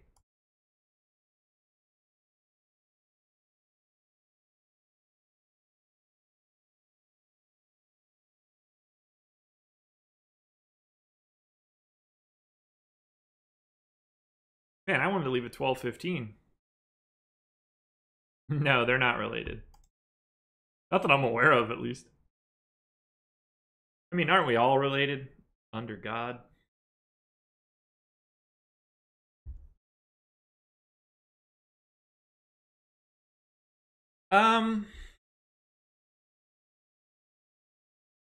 It's a fine line, the collaboration. Because like obviously, like let's say I'm in college, and I lived with 3 of my roommates, and we were all playing DFS. We're obviously going to be collaborating and talking. Hell, you know, technically this is collaborating. I think that if you're trying to adjust the way that you enter lineups so that you and someone else can chop winnings, I think that's when it's bad for the sport.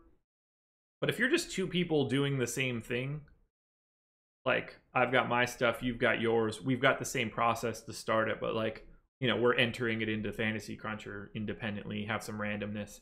I don't have a problem with that at all.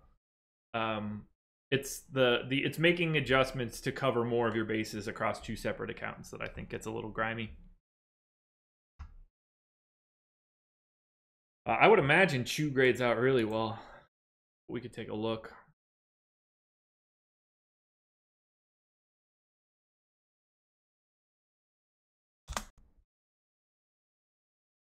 Yeah, I've got a decent amount of Chew. He's a little expensive, but if he's set to lead off, I'd have no problem having him.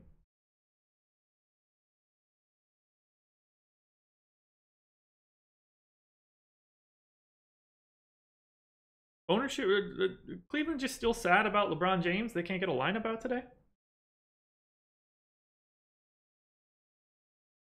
What is the deal with the Cleveland line? I think I'm just going to do a crunch just to do it. Hope for the best.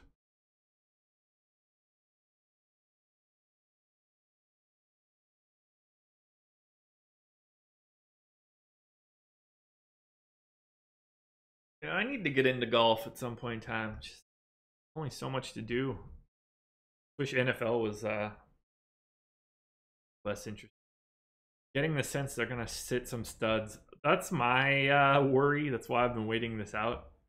It's got me a little nervous. Well, not nervous, but like it's just it's one of those things that I don't want to deal with today, you know?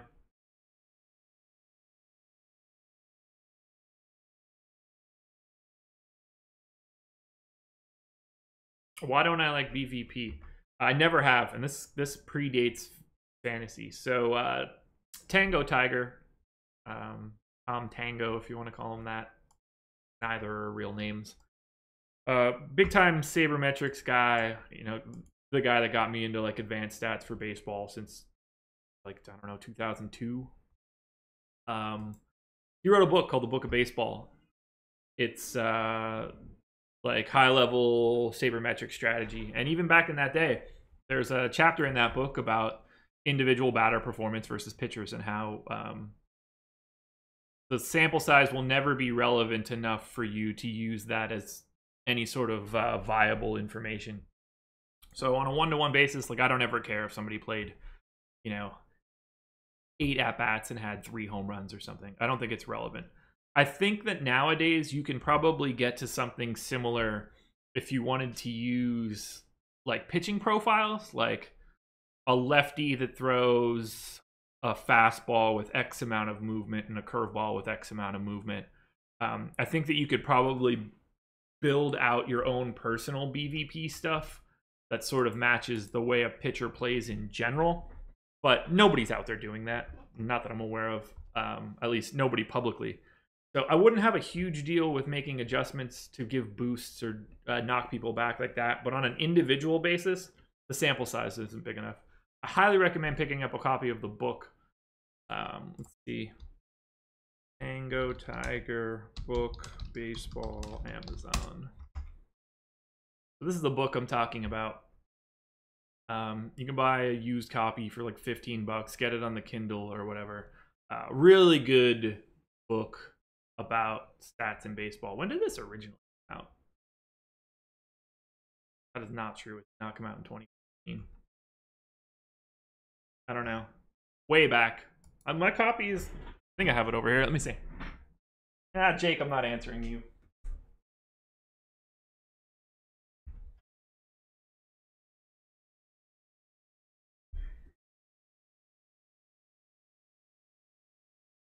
So, here's my copy of the book.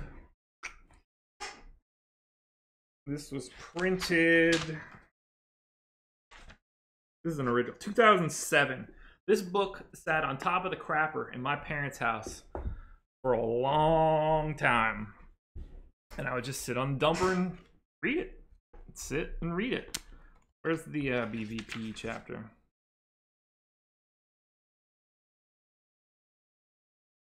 That mono and mono. Yeah, so chapter 3 is called Mono a Mono. It's about batter and pitcher confrontations. I would recommend people read that if they want to talk about BVP. Who are the plays today, Jake? I don't know, but if anybody needs to call a home run, though, bring in Jake for it. He is the resident home run expert as of right now. Got it right on Friday. Jake, I made a home run pick. Curtis Granderson, if you're interested. If you want to make one unofficially for today, you can.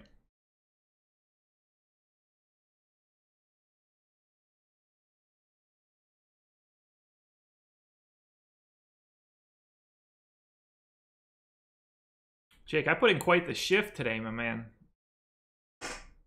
Been going strong for an hour and 57 minutes. I feel like I just started, too.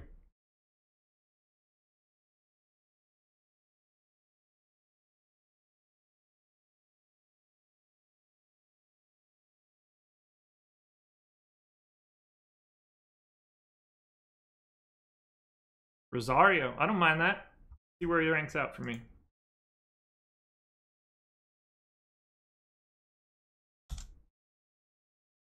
Rosario is 60th. I don't hate it.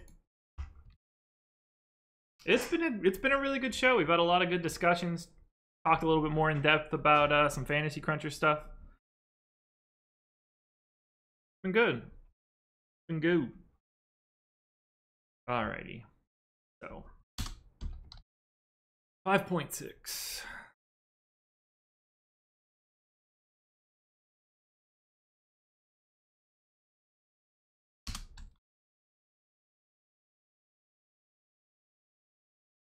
Point.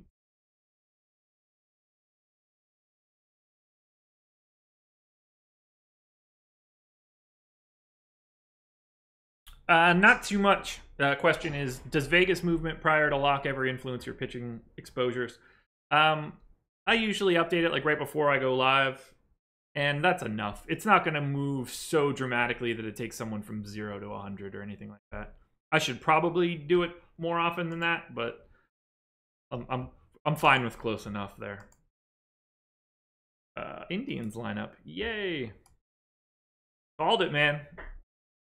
No Encarnacion. Glad I was able to wait slightly, at least. How much Encarnacion do I have right now? Oh, just 16%. I'm already down 35% of my entire 800.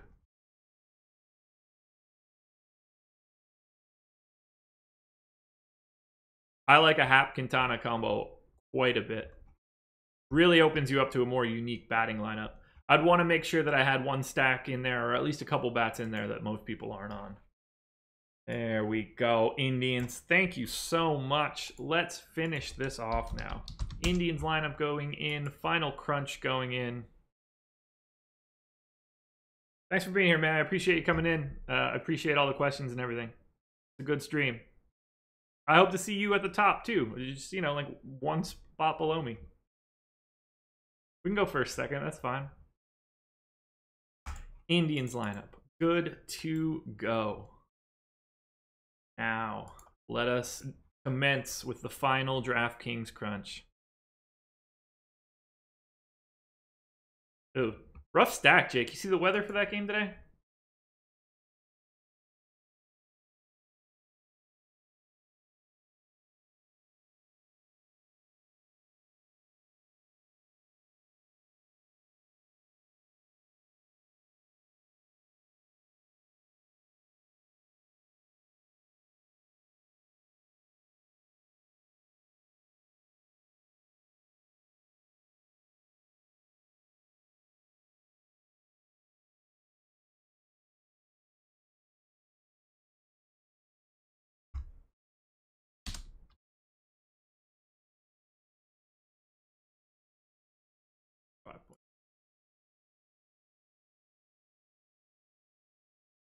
True. True.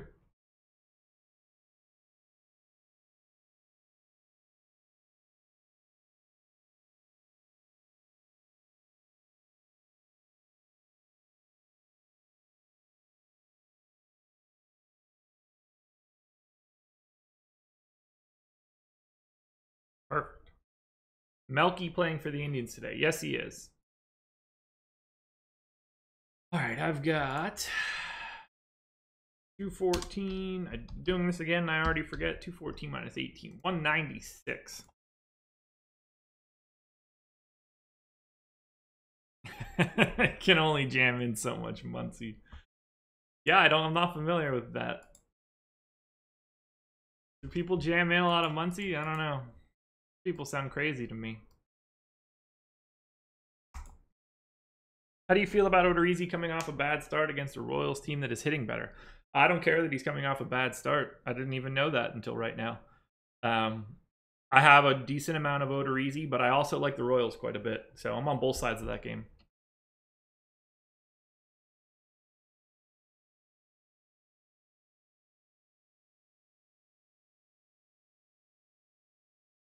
$4,900 for Winker. Yeah, that's a great question. I don't have him.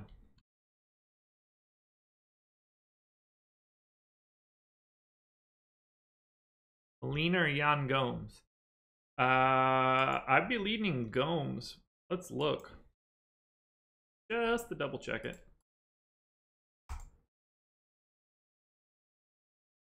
Ooh, right next to each other. I have way more Gomes. That's just a function of having a lot more Indians too.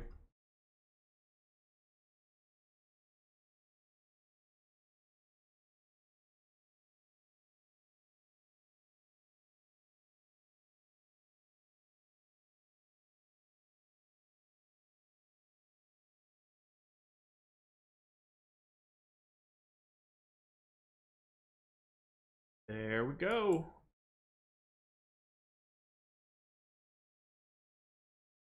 What's for lunch today? No idea. I'm making some pulled pork for tomorrow. Gonna go in the sous vide in about an hour. Other than that, I don't know what I'm doing for lunch. Wife made some sort of stuffed peppers, but I find bell peppers to be disgusting. I'll find something for me. Crunch DK. Open up the template. Open up the crunch. Let's finish this off once and for all.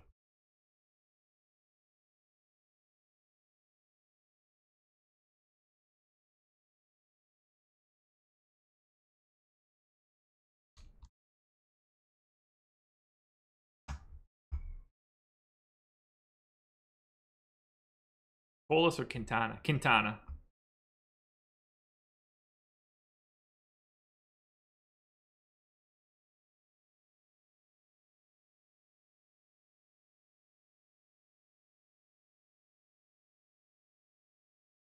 Alrighty. Lineups are in. Save. Upload.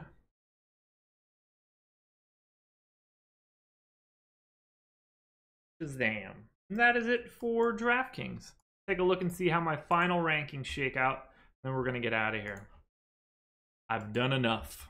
So, final rankings for stacks on DraftKings. Number 1, Indians. Number 2, Blue Jays. Number 3, Red Sox. On FanDuel, Blue Jays 1, Twins 2, Pirates 3rd. I've got quite a bit of teams in the honorable mention area, which is there. For pitching on DraftKings, I've got a decent amount of sale. I have half the ownership to Max Scherzer. Got quite a bit of J.A. Happ, but I'm under the field. I'm a little under the field on Archer as well. The guys that I'm taking my stand on would be Alex Wood, Miles McCollum, apparently, and Trevor Richards. A little bit of Matt Harvey, too, if you want to get weird.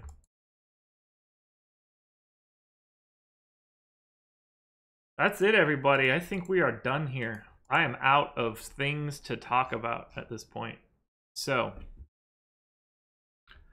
Thank you, everybody, for tuning in. It was a good stream. We got a solid 2 hours and 5 minutes into it, and we had a pretty packed crowd for the entire time. Best of luck tonight. We'll be back in the morning, myself and Jake, to break down the Monday slate. And we're back to the grind for a full week now. All-Star break is over, so let's do this. Thank you guys for being here. I really appreciate it. Have a good night.